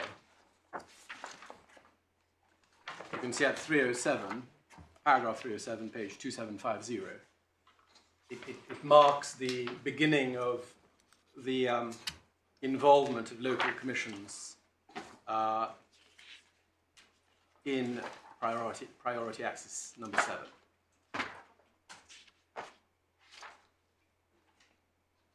And you can see, for example, at the top of paragraph 311, the heading is lawsuit filed by the local commission of impact people of Berkshire-Guandu. And then he describes the various procedures relating to that, and then culminating in the decision of the judge of the first. And what is the short point that this is not about liability, but all about quantum? Exactly. The short point is the entirety of the priority axes and the related commission proceedings are either about what should or should not be done in the context of Renova's programs, in the light of the TTAC, the spirit and the principles of the TTAC, and so on. And insofar as registration and indemnification is concerned under Priority Axis 7, which gave rise to the novel system, about rough justice. So in other words, what Judge Mario decided in relation to Priority Axis 7 was what should be, for example, what should be the registration procedures to participate in the rough justice model? What should be the cut-off date in order for impacted people to be able to claim under the novel system? What should be the median damages for this type of person or that type of person? How should the matrix be prepared, and so on? These are all matters related to what the court considers, in the light of the parties' representations and the terms of the TTAC, a fair settlement of the disputes in the context of the overall TTAC framework. Yes, can I make sure I've understood this? Yes. So far as procedure is concerned, the court effectively scraps the original bureaucratic procedure and substitutes a more effective procedure. Well, I'm not necessarily agreeing with effective, but that's a... All right, what it regards as a more effective procedure. No, certainly what the judge regards as more effective than what is otherwise okay, available. well, let's not argue about that. Sorry. so far as the substance of the claims are concerned, the court, and this again is a departure from the TTAC model, the court, as it were, takes over determination of the parameters of the exercise. To some extent, insofar okay. as not covered by the TTAC. I'm not aware of the judge. But what it doesn't do, is this right, is provide for any procedure whereby, in the absence of agreement, the court actually determines the quantum of any individual claim. No, what it doesn't provide doesn't provide a procedure for determining what would be the quantum in accordance with Brazilian law.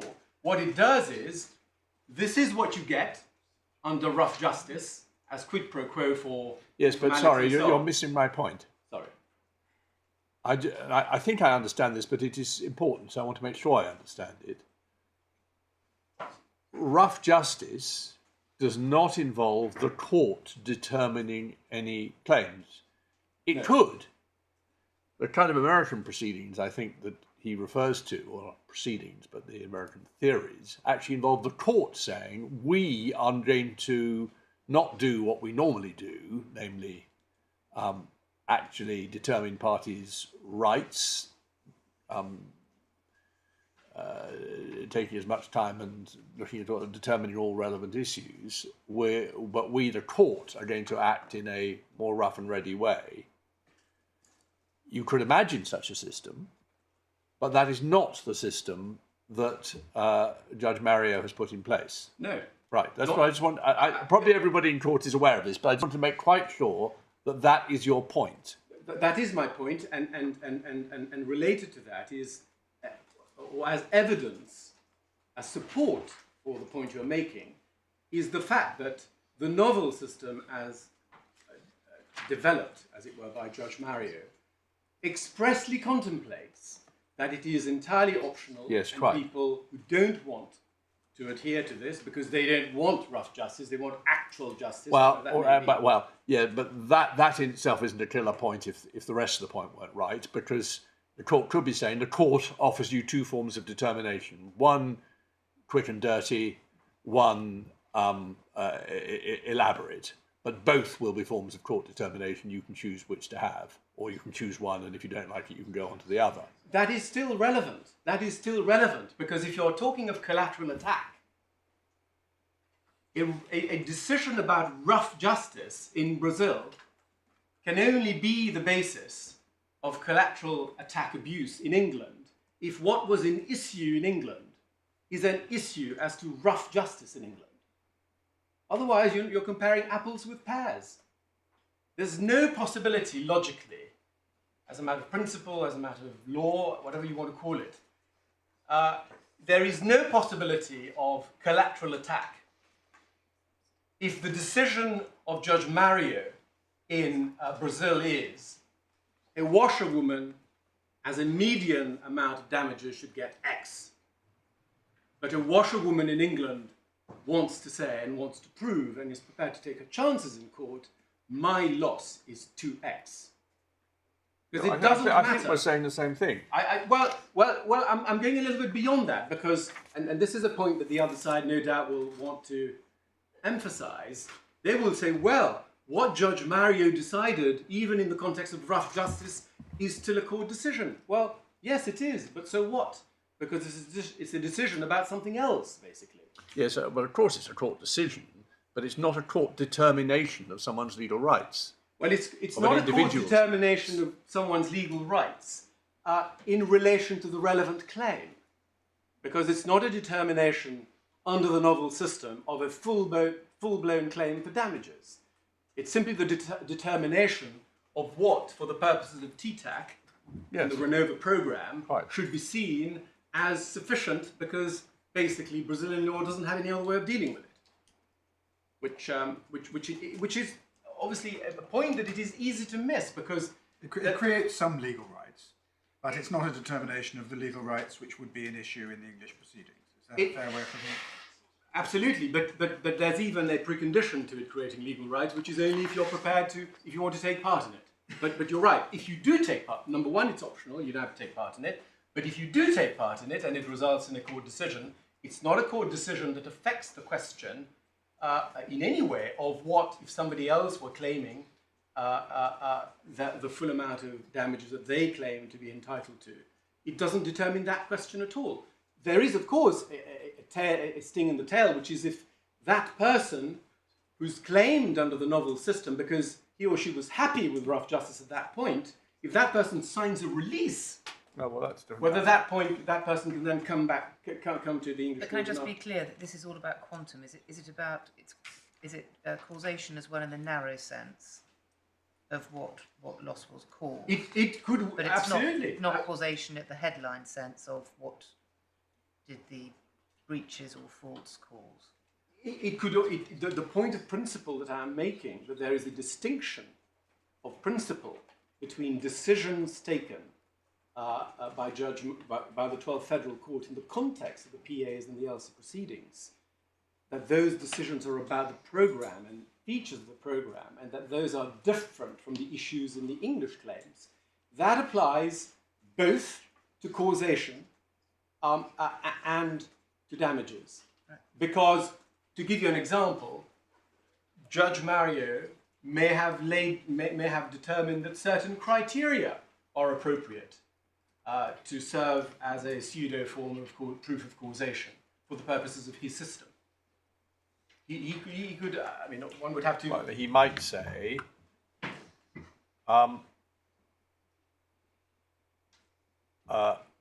if catches in this bit of the river plummeted between certain dates, theoretically there could have been some completely different cause. But I'm not going to bother to investigate that. Yes. I'm just going to assume, or Yes. the process should proceed on the basis that any diminution in the number of catches over this period is as a result of the pollution caused by the collapse of the dam. Exactly. And that would be a causation issue, Yes. which is a matter of rough justice in this case working in favour of the claimants,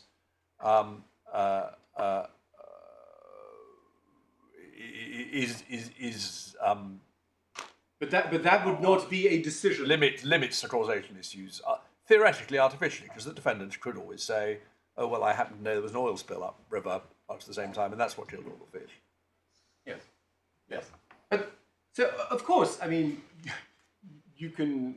I mean, we are arguing about collateral attack in a very generic way, and this is one of the problems with this abuse application, because it seeks to, with a very broad brush, it seeks to cover all possibilities, because there's no point for them applying to strike out just a handful of claims. They want to strike out everything, so they paint with a very broad brush.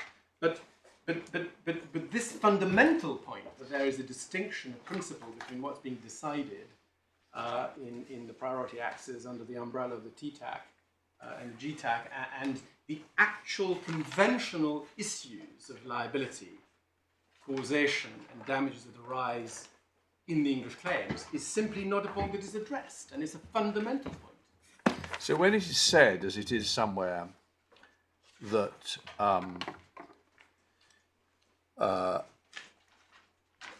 which I think in relation to the priority, or maybe not. No, I think I'm misleading myself. There is a figure somewhere for 82,000 cases in the Minas Gerais territory, of which 27,050 were disposed of within an average of 414 days. Those are individual claims. Those are not. I think those are individual Those are not claims. priority access claims. I mean, the date means they couldn't be. Yeah. Yeah. So, Yeah, yeah, okay, I think, forget that. I think that statistic probably relates to in ordinary court claims. Right. In the local courts. Right. No. The forget- subject of actual justice, if I can put it that way. No. I'm sure you're right. I just wanted to get this clear in my head. Yeah. Okay. So, But if there were figures for settlement or for resolution of priority access claims, indeed, I think there are somewhere, those are conceptually settlements under TTAC, yes. which may or may not have generated releases. which may or may not have generated releases. I think Small number did. I think Judge Mario envisages they will generate releases. Which, Well, yes, which, going which forward, would be, which is what you would expect if that's what they were. Absolutely, and the latest statistics that we have from the respondents is that I think as at March of this year, about 9,800 of the claimants had. I think it's in the joint statement of facts actually. The statistics on that. Yeah. About Okay. 9,800 had. Yeah, the detail doesn't matter. I just wanted to get it conceptually. Understood. Yeah. And just on a point of detail, have I understood correctly that the rough justice system, as it has been rolled out to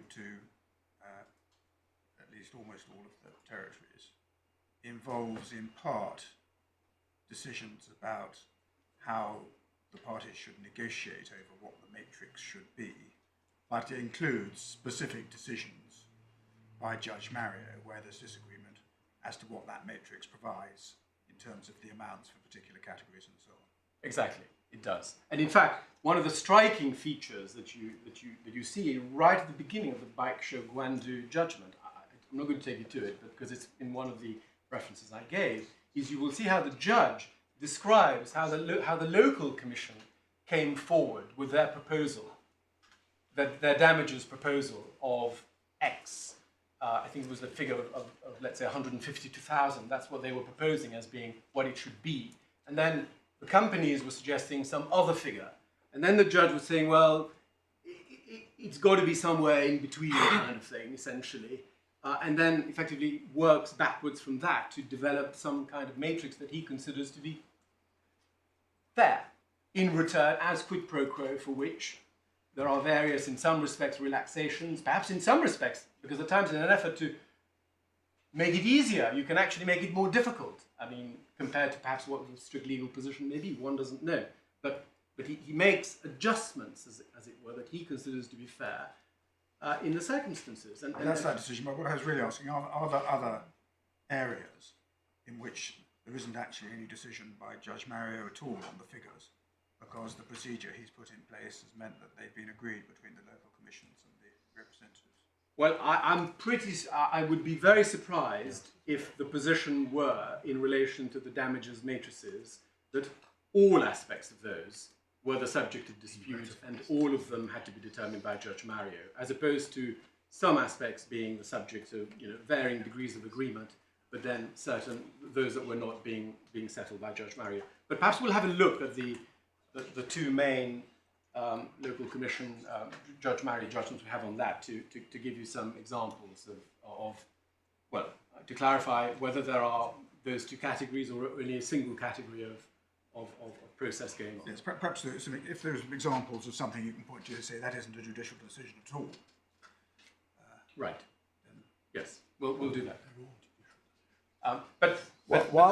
Just on this, and this is a very rather a random point. I read, but haven't found it again, something to the effect of Judge Mario saying that a condition, I'm not quite sure what, but a condition of a release or a condition of participating in the rough justice procedure in the first place, is that you say you shouldn't continue with the English proceedings? Yes. Where can you give me the reference for that? It's in the Baker Grant. It's bundle G. It is in the yes. Tab 22. I believe. So in bio, we're all trying to show how good our Brazilian is, our Portuguese is, but is it Baixo? Somebody tell us. It's embarrassing not being able to I pronounce pronounce it as Baiksho Gwandu, but I'm quite. There must be a Portuguese speaker somewhere. I Tell us how to do it, and we'll do our totally best. wrong with complete. Baichu Gwandu. As in the bottom. Yes. Thank you. Right. 1228. Thank you. I must apologise in advance. By shoe. That's right. Baixo Gwandu. I think if we're going to be using a lot of Portuguese, we should try and get it right. Yeah. Okay. Yes, 1228. Yes, it's 122. The judge recognises that obviously unless there's a release, there's a possibility of litigation abroad, and he says there should not be double compensation, and therefore it's. Well, let's. Sorry, I'm being slow. Where, So if you look at the fourth paragraph under the heading. No, this is about international venues. Yes. Yes. Yes, it's specifically. It's only foreign proceedings that have to be forsworn. Yes. Including there were some foreign proceedings against Varley. I don't know anything about it. Well, I'm not aware of foreign. Well, you see, I just wanted to be clear what it says. It says decided to litigate in foreign venues against the defendant companies, Wale and BHP, who I assume are defined as BHP Brazil. Yes? Yes. However, it's possible in these categories to hang on one moment. There's another reference. There must be another reference. There is another reference that I've seen. Yes, I don't think this is quite.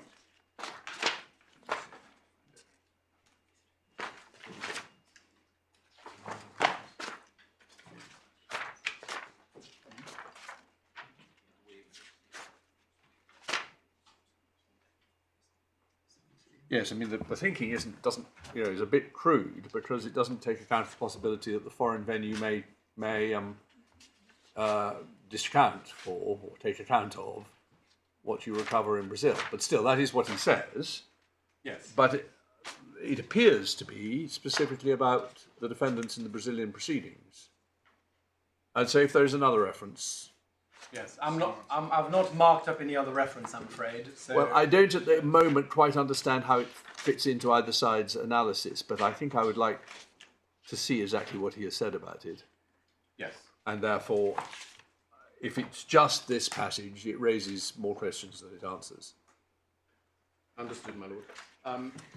Yes, our simple point in relation to the releases is that if and to the extent that releases have been executed, obviously if they provide a defence. Yeah, I understand this, but this wasn't specifically about releases. It seemed to be.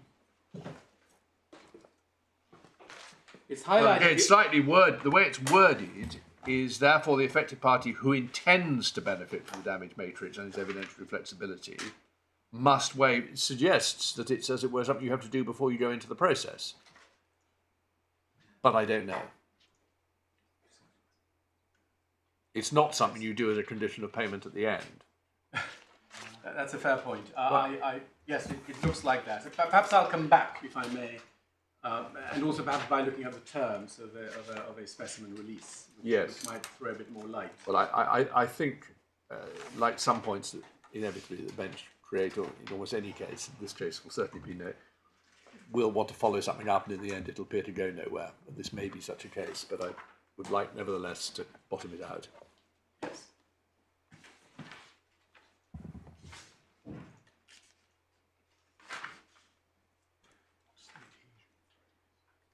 So therefore, two basic points in relation to the determinations in the context of the PAs and the LC proceedings is that those determinations are not determinations of the parties' rights and entitlements under the law, the ordinary law, if I can put it that way, which is what the English claims would be concerned with.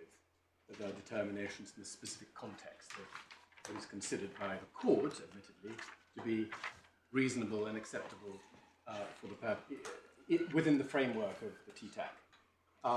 And the second point that we also rely on is that because the novel system itself does not treat court proceedings outside the system as constituting an impermissible collateral attack on the decisions of the 12th Federal Court, it would be perverse, in my respectful submission, if the English court were to treat the claims before it as being an impermissible collateral attack on the decisions of the 12th Federal Court. Where do we get that from the novel system, that it doesn't treat court proceedings outside the system as an impermissible collateral attack? Just facts speak for themselves.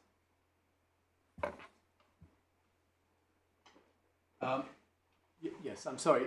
Sorry, I was just saying, because the novel system itself does not treat court proceedings outside the system as constituting an impermissible collateral attack. That you because say it is doesn't- that's the consequence of having the option to bring your proceedings Yes. outside the novel system. I see. Yes. Thank you. Yes. Yes. So what I mean by that is, No, I understand that. even in Brazil, if washerwoman A decides to take the deal under the novel system and gets a decision, and that she's entitled to, let's say, 50,000, washerwoman B, who's her best friend and does the same job, lives in the same place and does everything in a similar way, who decides I understand. I've got to run her claim in court, in the normal way, seeking actual justice rather than rough justice. But does it go further than that? If washerwoman A goes through the process, comes up with a figure, and says, "Oh, I don't like that figure," and therefore doesn't take it, and no question of a release arises, Yes. washerwoman A can say, "Well, I tried that, but it didn't give me as much as I thought I was entitled to, so I'll now go and bring individual proceedings." Absolutely. That too, as I understand it, is perfectly permissible, isn't it? Absolutely, yes. Yep. It would be. Of course, yes. So it's not just washerwoman A and washerwoman B; it's the same person. Indeed, yes. But the point I was making was, even if there is what you may call a decision, as it were, in relation to washerwoman A, because washerwoman A has applied and decided to take the benefit of Judge Mario's decision. a claim by fisherman B for a different amount for the same damage would not be a collateral attack on the decision in relation to Not fisherman at all. A. Exactly. Yes. It would not be. It wouldn't be an attack at all on that decision. And the reason why it's not an attack at all is because one has decided that he or she was happy with rough justice, and the other decided that they weren't happy with it, and they wanted to try their luck in a normal way. So in Brazil, therefore, itself, it's not treated as impermissible by virtue of the inherent features of the system. So to suggest, therefore, that when transported across to England, or when applied to the English claim, should be treated as a form of collateral attack is simply perverse. And of course, as you know, in the context of issue estoppel, for example, it's very well established that if something is not res judicata in the state of origin, that it can't be res judicata in England. In fact, we will see that a little bit more closely in the context of Article 34. If I can try and finish briefly on collateral attack by addressing you on the IRDRs, which I think is the final category of decision, as it were, that they rely on. So as you may recall, the IRDR procedure is a special procedure under Brazilian law whereby issues exclusively of law that recur in multiple claims may be made the subject of an IRDR, thing which is translated as incident to resolve repetitive demands. There are two relevant IRDRs for present purposes, both of which relate solely to the quantification of moral damages for water supply interruption. And that's an IRDR in the state of Espírito Santo, which was commenced by the judges of the small claims courts of that state, of their own motion, because there were so many of those claims, which led to the decision of a 13-judge panel of the small claims court in that state, fixing the level of moral damages for water supply interruption in the state at 1,000 reais, about $200, for interruptions lasting 3 to 5 days.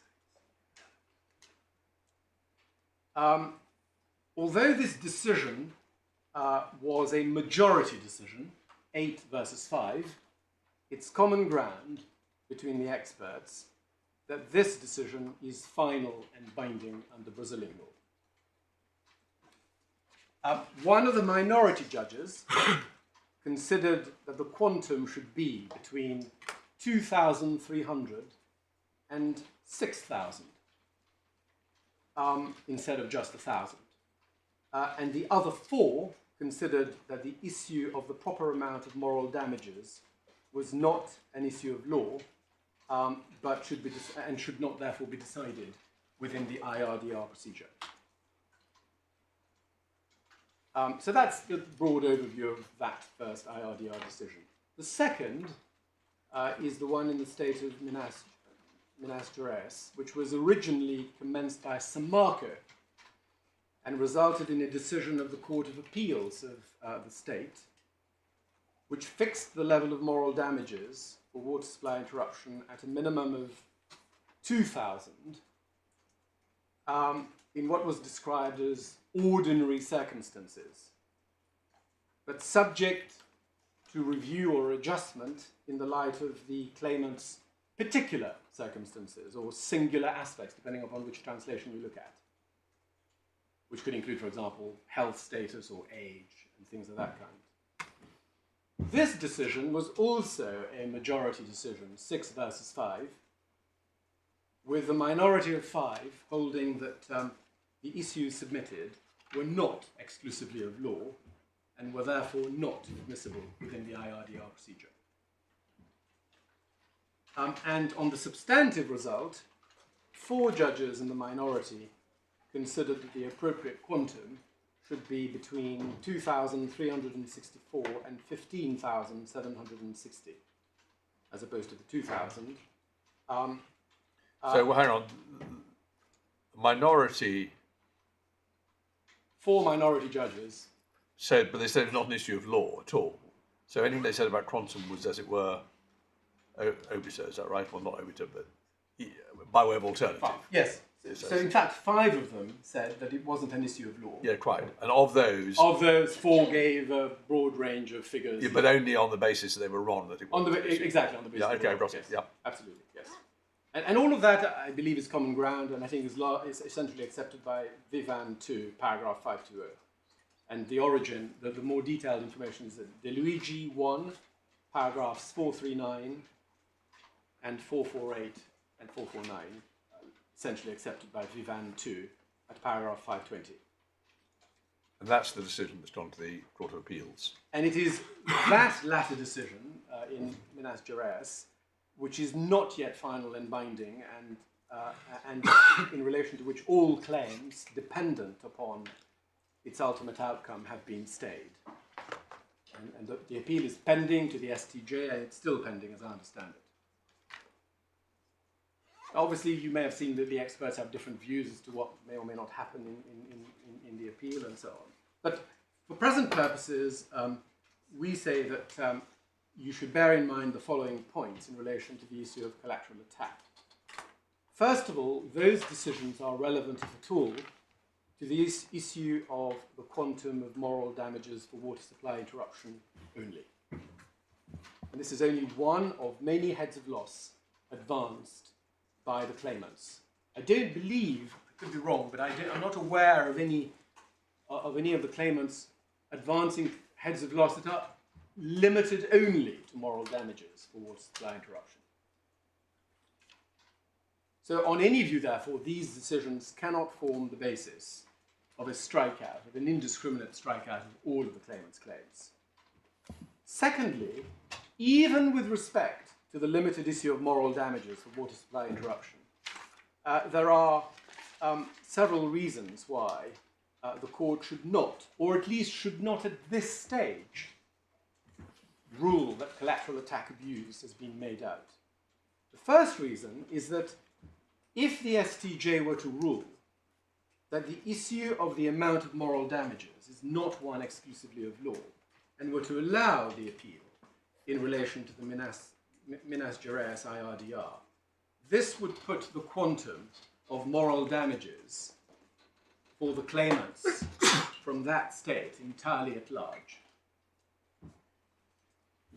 But it would do more than that. It would also, in my respectful submission, highlight the unsafe nature of any assumption that the first instance decision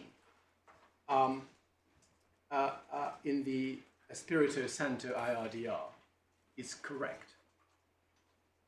And that is relevant because in the context of a broad merits-based approach, if what you are confronted with is two directly conflicting decisions as to whether a particular issue is within the relevant jurisdiction of the court within the Irdr procedure, that in my respectful submission would be an important consideration for the court to be able to take into account. Because an attack or a challenge to whether or not the procedure was appropriate in the first place is essentially a root and branch challenge to the very authority with which the decision The was. Espirito Santo ruling only binds Espirito Santo claimants, is that right? Yes. Yes, and I think So 70... IRDRs, sorry, just Yes. grounding myself again, they arise in individual claims. Yes. They arise in individual private law claims. But this was a sort of a single claimant in Espirito Santo, or was it all Espirito Santo? Well, in Espirito Santo, I believe there were various claims, and the judges decided to... There was going to be an IRD, have a common an issue, that's IRDR. right, a common issue. And so but that only binds Espirito Santo. Remind me, if you would, how many states I think there are? I think the figure that's given in Michael somewhere is 78 or 70. 78 states 78. altogether. Oh No, no, no, there are only two states. Two- I'm so sorry. two- Espirito Santo and Yes. Minas Gerais are the Yes. am I right in saying the only two states in which damage is said to have occurred? Yes, so 78% Yes, of the claimants that's what I live in mean. Minas Gerais and therefore are affected by the Minas Yep, Gerais and the IRDR. balance is And Santo the balance Espirito. is Espirito Santo. Yes. And do we have a breakdown of the claimants by reference to? No, it doesn't matter. Right. We don't have a... Doesn't matter. Well, I'm not aware of a A breakdown. working assumption Yeah. might be that the claimants. Oh, sorry. What is the 7822? 78% Is that these of the claimants claimants in these proceedings? in these proceedings Yes, I see. are based in Minas Gerais. Yeah, okay. And the balance of 22% Yeah, okay. in the other states. Does that include municipality, non-individual claimants? I suspect it just wouldn't affect the percentage, basically, because there's such a small number of municipalities or Right. large businesses. We- I don't know Okay. where exactly the businesses, the municipalities, are, how they're spread out between the two states, and whether there's more in Minas Gerais and in Espirito Santo. I suspect there's probably more in Minas Gerais, because obviously that was where the main collapse... Well, there's a very helpful map Yes, with Mr. Michael's fifth witness statement. yes, there is. And can we take it that that is common ground, or at least sufficiently so for us to use those figures? Yes, I think it's. You're right. I think it is common ground, and I believe it's largely Thank you. replicated in, I think, an annex to the particulars of claim. Thank you very much. So,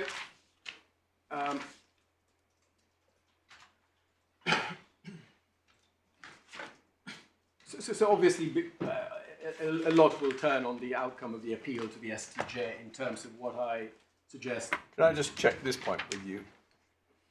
If the position is that, taking it at its simplest, the Court of Appeals for Minas Gerais upholds the decision of the first instance decision, that number, subject to the caveat about ordinary circumstances, would, for all practical purposes, let's not worry about theoretically why, be the number that would be taken by an English court, because it would be the best evidence of what Brazilian law was. That may Right. or may not be. Well, I suppose there's a problem then. That why is it different in Espirito Santo? Well, I think there may be an issue about the period of the supply. Yes, I see. But all right. But I'll just take this. That would be the starting point. It would be the best evidence, though it might not be conclusive evidence, of what Brazilian law was on this head of damages. It would certainly be a starting point. I'm a little bit reluctant necessarily to agree at this stage that that would be the best evidence available in relation to an aspect of quantum. No, well, it's because I'm concerned about how all this is going to play out later if these matters have to be decided by a district judge somewhere or anyone else in these proceedings. And you needn't agree with this, but it seems to me that that's where you would start. Then you might have to analyse quite carefully what those decisions really said, and there might be a problem about why one state said one and one said the other, and so on. Yes.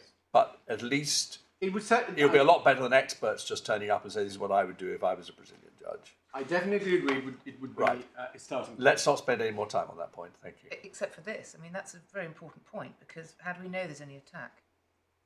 How do we know there's any attack on a decision of a Brazilian court? Well, that's the problem. The qualification of this is what should be awarded in ordinary circumstances, but subject to the plaintiff's particular circumstances, effectively blows it wide open in the sense that it brings potentially. Yes, into you're quite right. I was asking my question not really under the heading of collateral attack.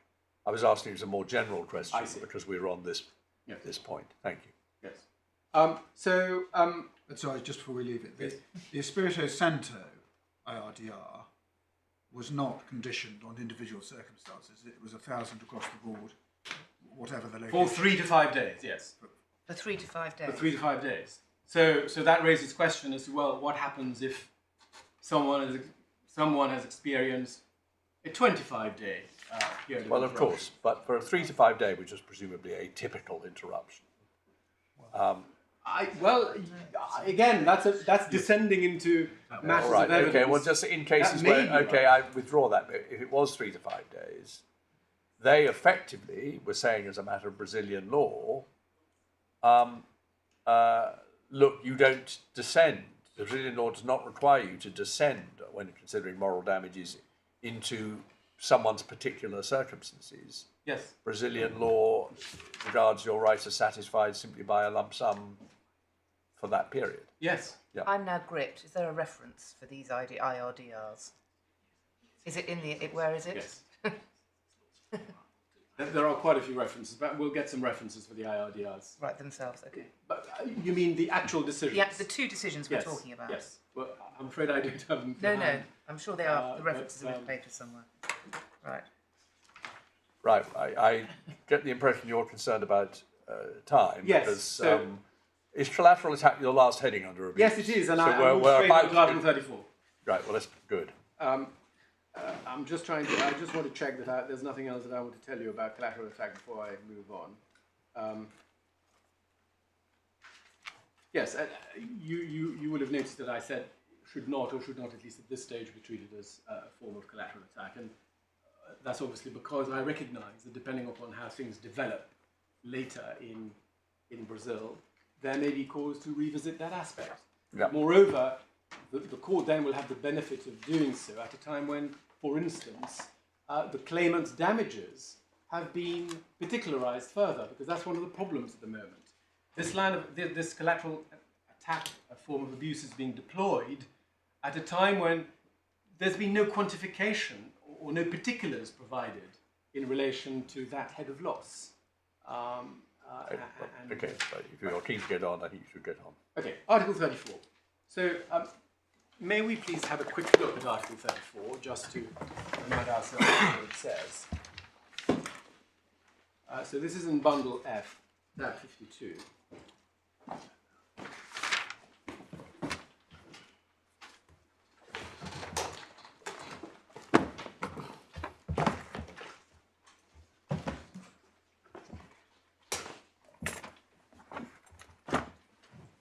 So on page, you'll find it on page 1755.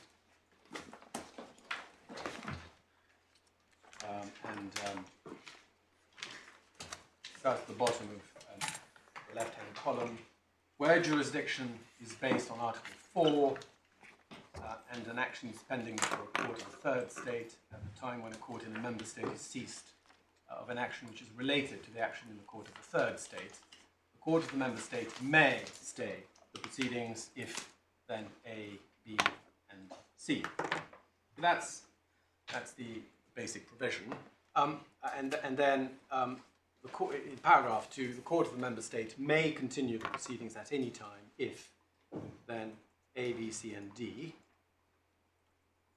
And then also paragraph 3, which contemplates the possibility of a dismissal of the proceedings if the proceedings in the court of the third state are concluded and have resulted in a judgment capable of recognition and, where applicable, of enforcement in that member state.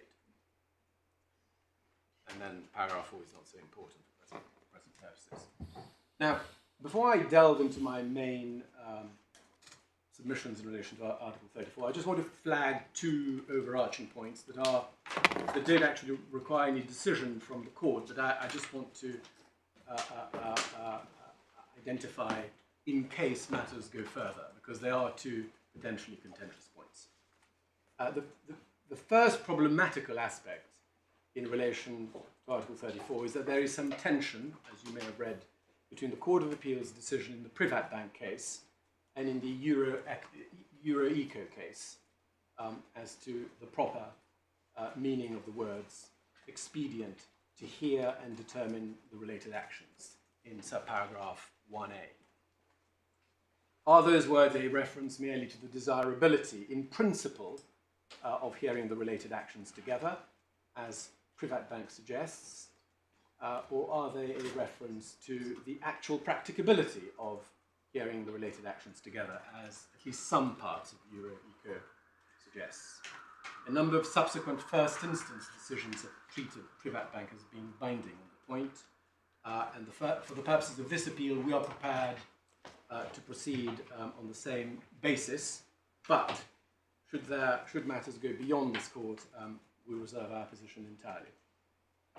The second problematical aspect is that there are, at least in our view, strong indicia in the text of Article 34 and the context of the regulation as a whole, that an Article 34 stay is intended to be granted on what we've described as the wait-and-see basis, rather than on the consolidation basis. The wait-and-see basis is where you stay the proceedings in the member state in order to await the progress and outcome of the related action in the third state. And in that sense, Article 34 operates as a tool of case management rather than as a means of allocation of jurisdiction in the context of related actions. Whereas the consolidation basis is where you stay the proceedings in the member state effectively once and for all in order to allow consolidation of the related actions before the court of the third state, very much in the manner contemplated in Article 30, subparagraph 2, which I want to briefly look at, just to put it in context. So that's page 1754, Article 30, subparagraph 2, where the action in the court of the court first ceased is pending at first instance.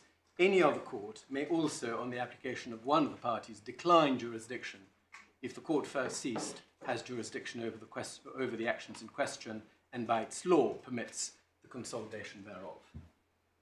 And the big difference between Article 34 and Article 30 is that Article 30, paragraph 2 expressly provides for the declining of jurisdiction in the event of consolidation, since there is no need in that event for the proceedings to continue in the court second ceased. And obviously the declining of jurisdiction effectively compels the claimant then to pursue the relevant claims in the court first ceased, in the context of Article 30. So whilst consolidation makes sense in the context of Article 30, and as between member states that are directly bound by a single unitary regime of allocation of jurisdiction between them, that whilst it makes perfect sense in that context, there is no provision for the declining of jurisdiction under Article 34, which concerns the position as between member states and third states. This at least therefore raises the possibility that or the potential argument that Article 34 is not truly intended to be concerned with the consolidation scenario. And that was the basis of the consolidation, was the basis of the application Th- made that- by the respondents, but the judge opted for wait and see. Absolutely. That was indeed what happened at first instance. But coming back to the legal analysis briefly, or what we say is the way forward, as it were, or at least how we see it from our perspective. In Privat Bank, notwithstanding what I've just said as to the potential distinction between those two regimes, in Privat Bank, the Court of Appeal, nevertheless, assumed, and that's important, assumed, there was no argument directed to the point, as far as I can see, assumed that a stay under Article 34 could be granted on the consolidation basis. And my short point in relation to that, therefore, is that we are willing to proceed on the same assumption for present purposes, but in case matters go further, we reserve our position. So that said, I turn to my main submissions on Article 34. I've got essentially three topics that I want to cover. The first, pretty brief, and the next two, rather longer. The first is the applicable... Sorry, just one moment.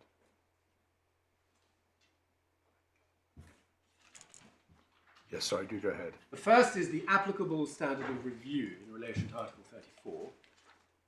The second is the proper construction of Article 34, subparagraph 1b. I'll just refer to it as 1b.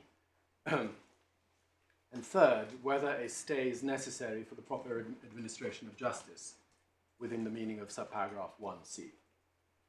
And I treat that as essentially also covering the question of discretion, because those two are obviously extremely closely related.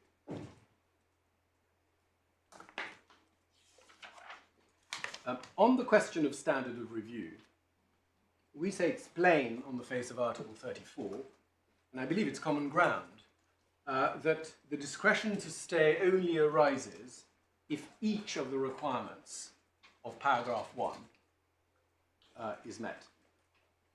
They are clearly cumulative. The word "and" appears between B and C, and that's how both sides have approached the matter. The question whether or not these threshold requirements are satisfied necessarily admits of only one correct answer, in my respectful submission. There is no discretion involved in the determination of that question. The court will naturally have regard, in the context of an appeal, to the judge's reasoning, but for the purpose of determining whether he arrived at the correct conclusion, rather than to decide whether he exercised his discretion within legitimate bounds.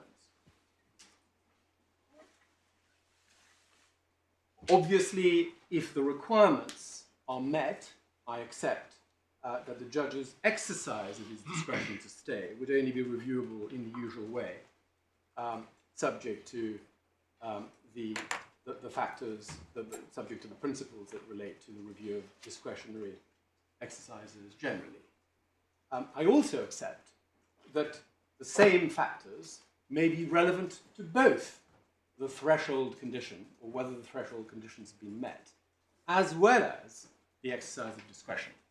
But that should not mask the fact that so far as the question of whether the threshold conditions have been met is concerned, you are essentially dealing with the question whether the conditions have or have not been met as an absolute question that admits of only one answer.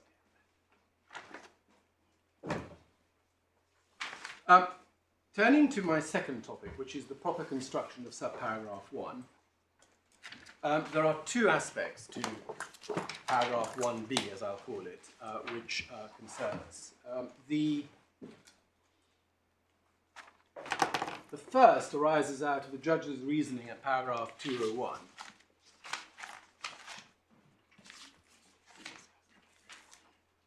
Of his judgment. So that's bundle A, tab 9, page 270.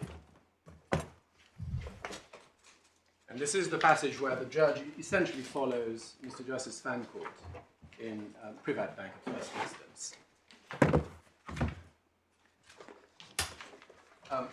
Forgive me if I jump around a little bit, but you may find it useful to keep Article 34 within reach, as it were, whilst we go through a couple of the authorities.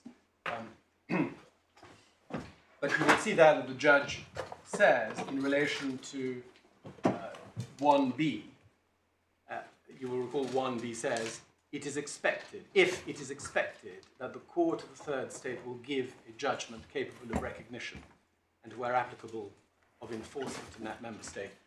I'm going to skip the words where applicable of enforcement for present purposes because we're really dealing with recognition rather than enforcement. Although for one particular respect, those words are actually quite important to bear in mind.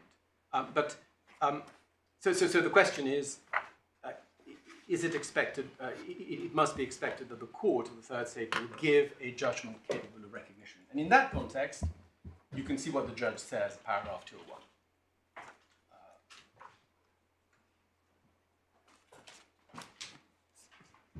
And we appeal the reasoning at 201 because we say that the judge was wrong in holding that there is no requirement under 1B that the court of the third state should, in fact, or that there should be a real prospect of the third state court actually giving a judgment in the future.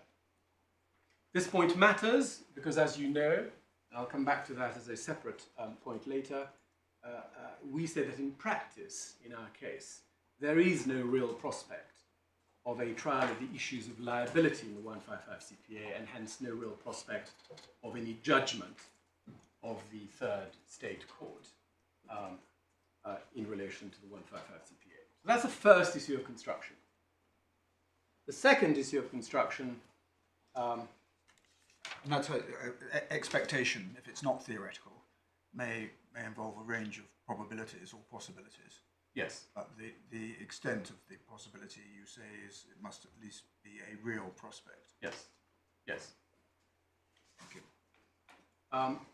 And the second aspect of our challenge relates to the question whether the peculiar nature or features of a CPA judgment, which may be which is asymmetric depending upon the outcome, whether that intrinsically is a judgment that is capable of recognition for the purposes of 1B.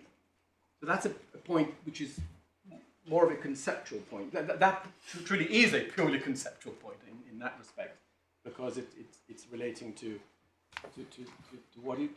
what one is to understand as a matter of construction, essentially, by the concept of a judgment capable of recognition. So one is the expectation point, and the second is the capable of recognition point. So can I deal with the expectation point first? Just so we are clear as to what's being decided in relation to that point and on the basis of what reasoning. So to set the scene, I think we probably ought to look at the Privat Bank decisions very briefly. So you will find those in Bundle E.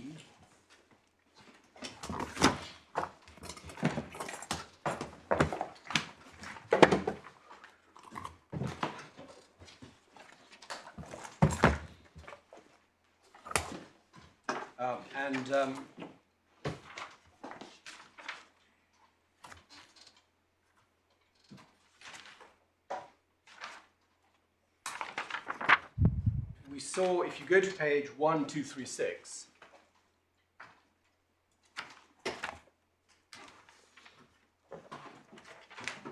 under the heading of exercise of discretion. Sorry, where are we? So sorry, so tab 40, forgive me. Tab 40, page 1236. That's Mr. Justice Fancourt's decision. So sorry, I was confusing myself. Court of Appeal decision. Yeah. Yes. We've seen earlier extracted in the judgment below paragraph 150. Yeah. And you will see that there's no argument that's recorded preceding it from the parties. We've not been able to find any other record of any argument from the parties in relation to that point, and there's no real sort of discussion from the judge beyond what is said in paragraph 150. But what you also see is in paragraph 153, there was in fact no dispute between the parties in that case, that in the relevant proceedings, if there were a judgment, there would be a judgment capable of recognition fulfilling the requirements of 1B. You see that in paragraph 153. Hang on 1 second. Yes, I see. Yep. You may also see, because it might save us some time, by not having to come back to this. Well, we're going to come back because it's a slightly more it's a different point. So that was what was said on the question of expectation, basically, by Mr. Justice Fancourt. If you then go to the Court of Appeals judgment, the next tab, at paragraph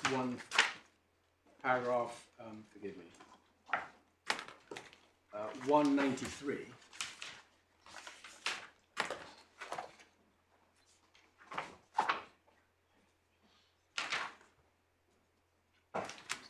So, which paragraph? Paragraph 193 on page 1316.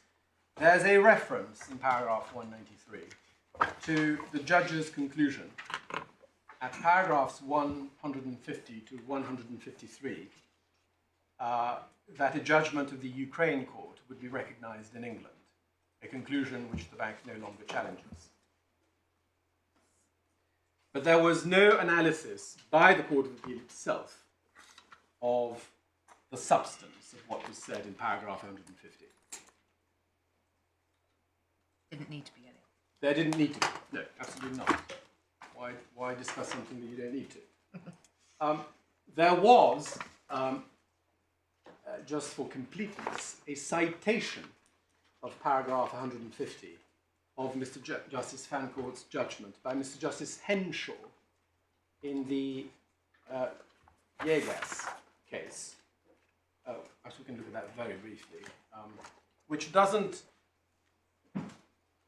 contribute substantively to the discussion, but notes what was said. Bundle F at tab 50, and in particular, paragraph 211, okay. Page 1642.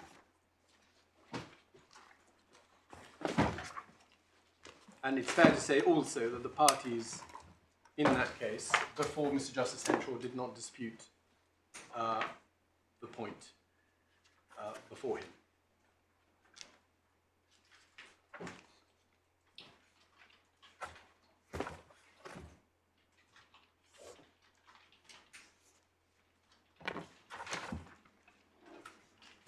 So in terms of analysis, as it were, or reasoning, we are essentially left with paragraph 150 of Mr. Justice Fancourt's decision in Privet Bank. We don't really have anything else beyond what he said as quoted by the judge. Now, our respectful submission is that Mr. Justice Fancourt was wrong in the view that he expressed, and the judge was wrong to adopt that view, for the following reasons. The language of 1B is that it is expected that the court of the third state will give a judgment capable of recognition. On the plain and ordinary meaning of those words, the expectation is expressed to relate to the giving of the judgment, as well as to the quality of that judgment as being capable of recognition. Mr. Justice Fancourt's construction treats the word expected as relating only to the quality of a judgment of the court of the third state, which is why he says that all that the member state court therefore needs to expect is that the judgment will be capable, or a judgment will be capable of recognition. But as a matter of ordinary grammar, to start with, there's no reason, in my respectful submission, to treat the word expected as relating only to the quality that a judgment is to have, as opposed to whether it will be given. on its face, the syntax of 1B is that it is expected that the third state court will give a judgment. It's useful to test the position if the intention had been, as Mr. Justice Fancourt describes it, if the intention had been that the expectation should only relate to the quality of the judgment as being one capable of recognition, the appropriate form of words in my respectful submission would have been, it is expected that a judgment of the court of the third state will be capable of recognition. Or any judgment. Or any judgment. That would have made clear that the expectation only relates to the quality of the judgment rather than to whether it will be given. Now, none of these important linguistic considerations was taken into account in the reasoning of Mr. Justice Fancourt. Not surprisingly, perhaps, because there was no issue that was being taken in relation to that paragraph. But those are critical linguistic considerations. But consideration of the purpose of the power to stay under Article 34 further supports the plain and ordinary meaning of 1B. If there is no actual and realistic or real expectation that the third state court will give a judgment, it's very difficult to see why it would be necessary for the member state court to have a discretion to stay. In such circumstances, both a stay and the conferment of a discretion to stay would be pointless. Now, might it not be said that the normal expectation where an action is pending, which is the premise of the whole thing in the beginning of paragraph 1, is that it will in due course produce a judgment? That's what a pending action means. If there is some doubt about that for some idiosyncratic reason, that will be a matter you take into account when exercising the discretion whether to stay. But the actual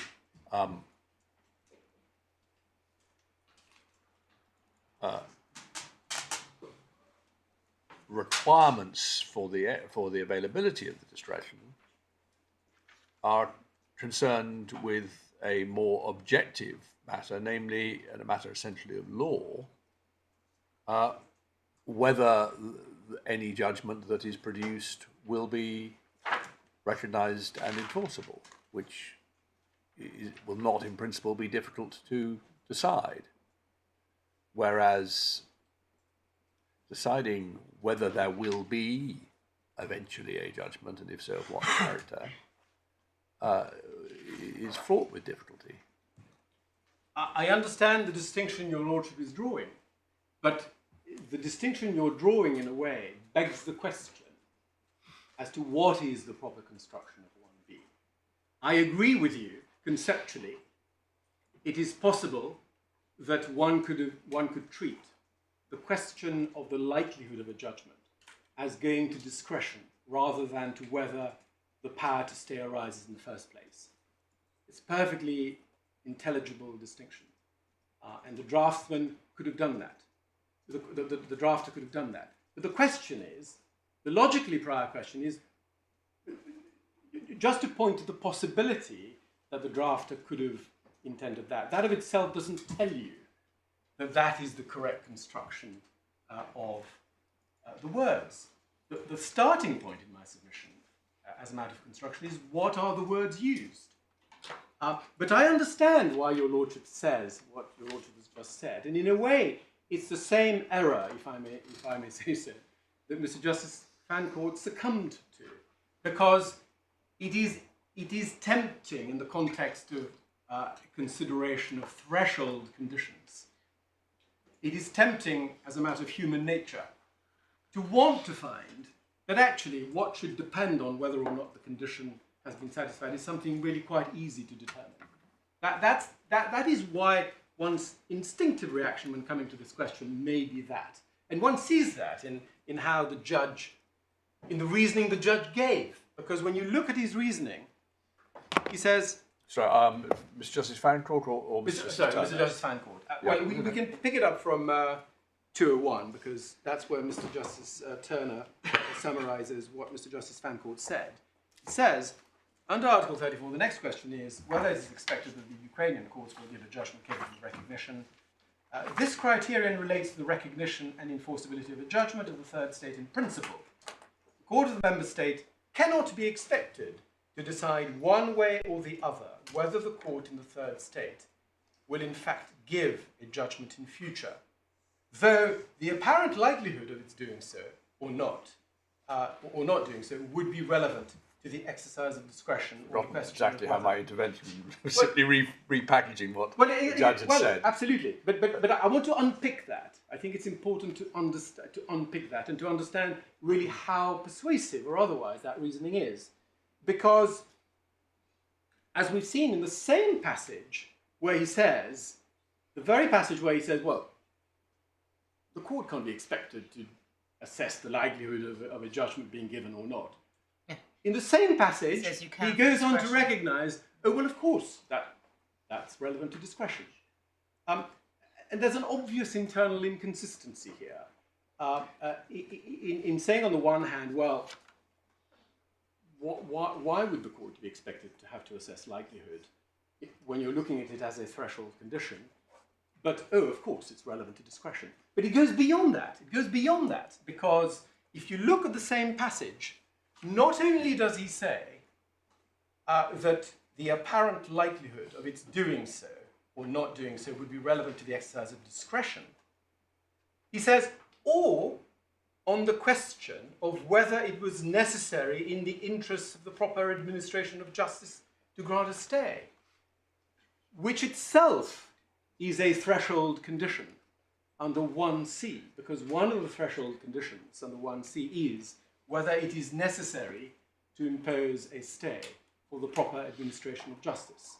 So the judge treats it as being, takes it for granted that there's nothing surprising or wrong with having to assess the quality of that expectation in relation to at least one other threshold conditions, namely 1C, as well as discretion generally. So that's an internal inconsistency that in my respectful submission is important to identify, and which the judge simply did not address. And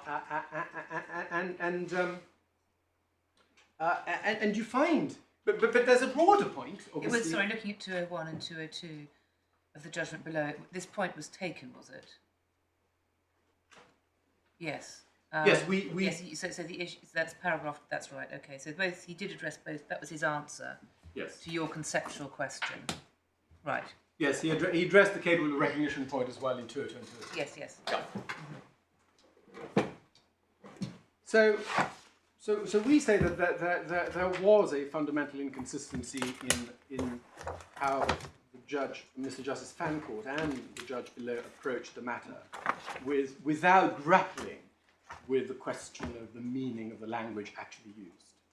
And we was say the submission that you've made to us made to him, not only conceptually but by reference to the grammatical point and the internal inconsistencies?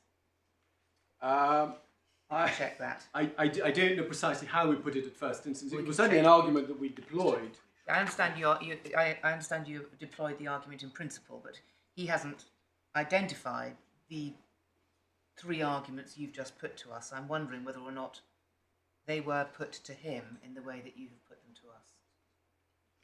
I think it was put much more briefly. I understand. That's a short answer. Yeah. Didn't have all the bells and whistles, as it were. But I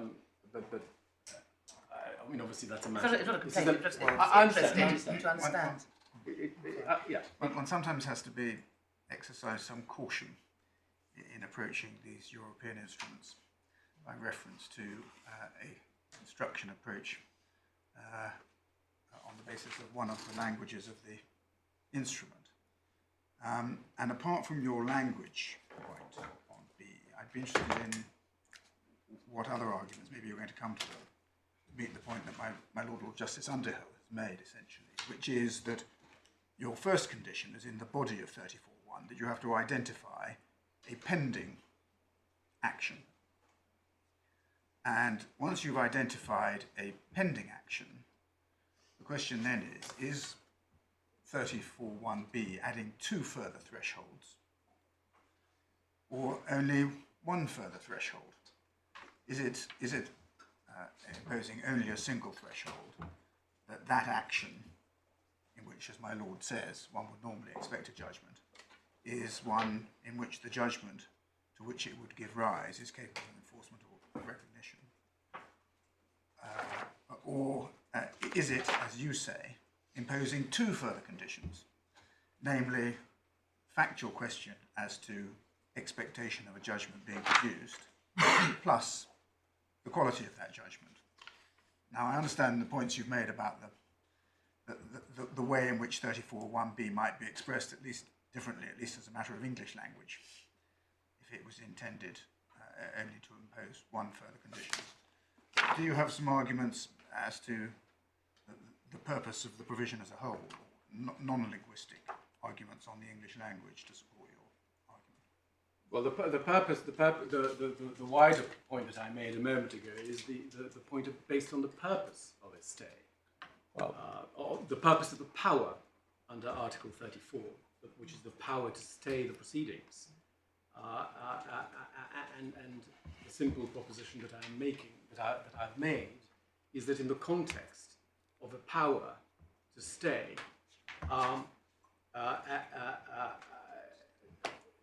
it's very difficult to see why it should have been considered to be necessary for there to be a power to stay, or the power to arise or to exist, if there's no real expectation of a judgment.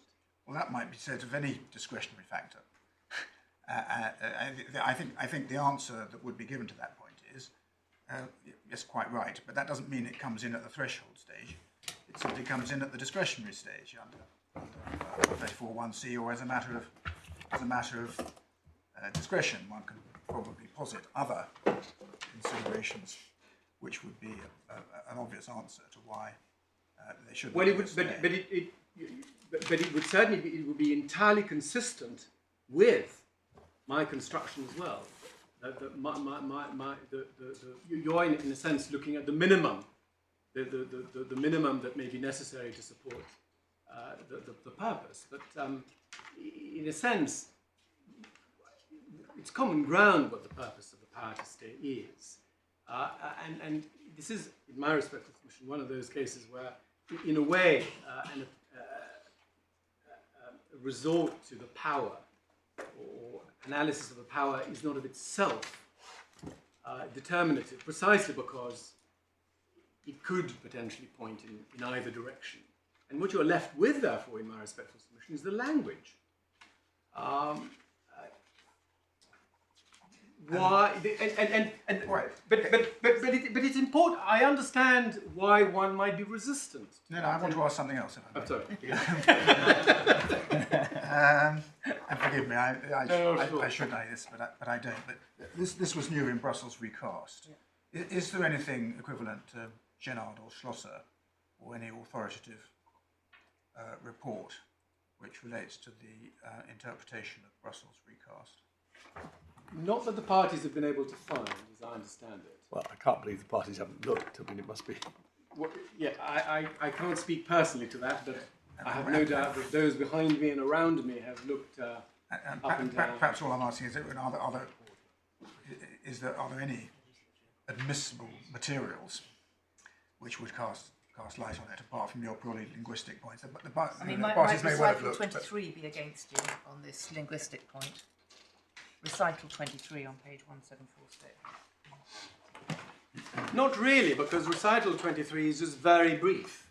Well, And in particular, it is brief, but since that's the point, it goes straight to the real question whether a judgment of the third state will be capable of recognition, which is very like what you said the draftsman could have said. potentially, yes. The trouble with 23 is that the 23 doesn't purport to... it's clearly only a recital. It's only a recital. It's context. But that's important, so because I understand if one is so inclined, one might jump onto that and say, well, there you go. But let's test it in this way. Take, for example, the question of the administration of justice. All that's said in this recital is, well, that member states should basically, there's a contemplation that member states will take into account proceedings before the courts of third states, considering in particular whether a judgment of a third state will be capable of recognition and enforcement, etc. Actually, there's 24 as well, isn't there? Whether or not the court can be expected to give a judgment within a reasonable time. Yes. Yeah, well, there is that too. But just before I move on to that point, Well, I'm not sure. It's in your No, favour. I'm not sure that is a point in your favour. I mean, it well, can be it's expected to give a judgment within a reasonable time, brackets, or at all. Although it didn't need saying. And it's clearly, And that's- 24 is that's clearly the directed to discretion the point. discretion. Yes. well, that is dealing specifically, I think, with discretion. But the point I'm making is this: it's about the danger of reading too much into the words of the recital when it comes to Well, you say that, but Well- I think recitals are often quite important, where as I think you're bound to accept, the language of the article is at best, from your point of view, ambiguous. It's not ambiguous. Oh, right. As a matter of language, it's clear as day. There's no reason, Well, unless have you- we looked at the? Anyway. I'm not suggesting you do the exercise of looking at for 28 other languages, whatever it would be, but have you looked at French or the? I'm afraid I haven't. I've had quite enough to read. I have to We're say. discouraged. We're discouraged from doing anything because we all think we understand the French or the German, whatever Well, particular speciality is. Yes, Yes. well, I'm still scarred by appearing in front of Mr. Justice Burton and being asked to whether a recital in Italian was in the subjunctive or not. Probably knew the answer. He did know the answer. He also looked at the Greek. I'm sorry to say. Right. Well, now Yes, it's we've. now. How are you doing? Unless I've misremembered the timetable, 4:30 is it from your point of view? Yes, I'm doing reasonably well. I Oh, think. well, that's good. But I mean, I was going to give you a little admonition about cutting your clothes according to your cloth, but maybe you've got lots of cloth left. So, good. 2 o'clock. Rise.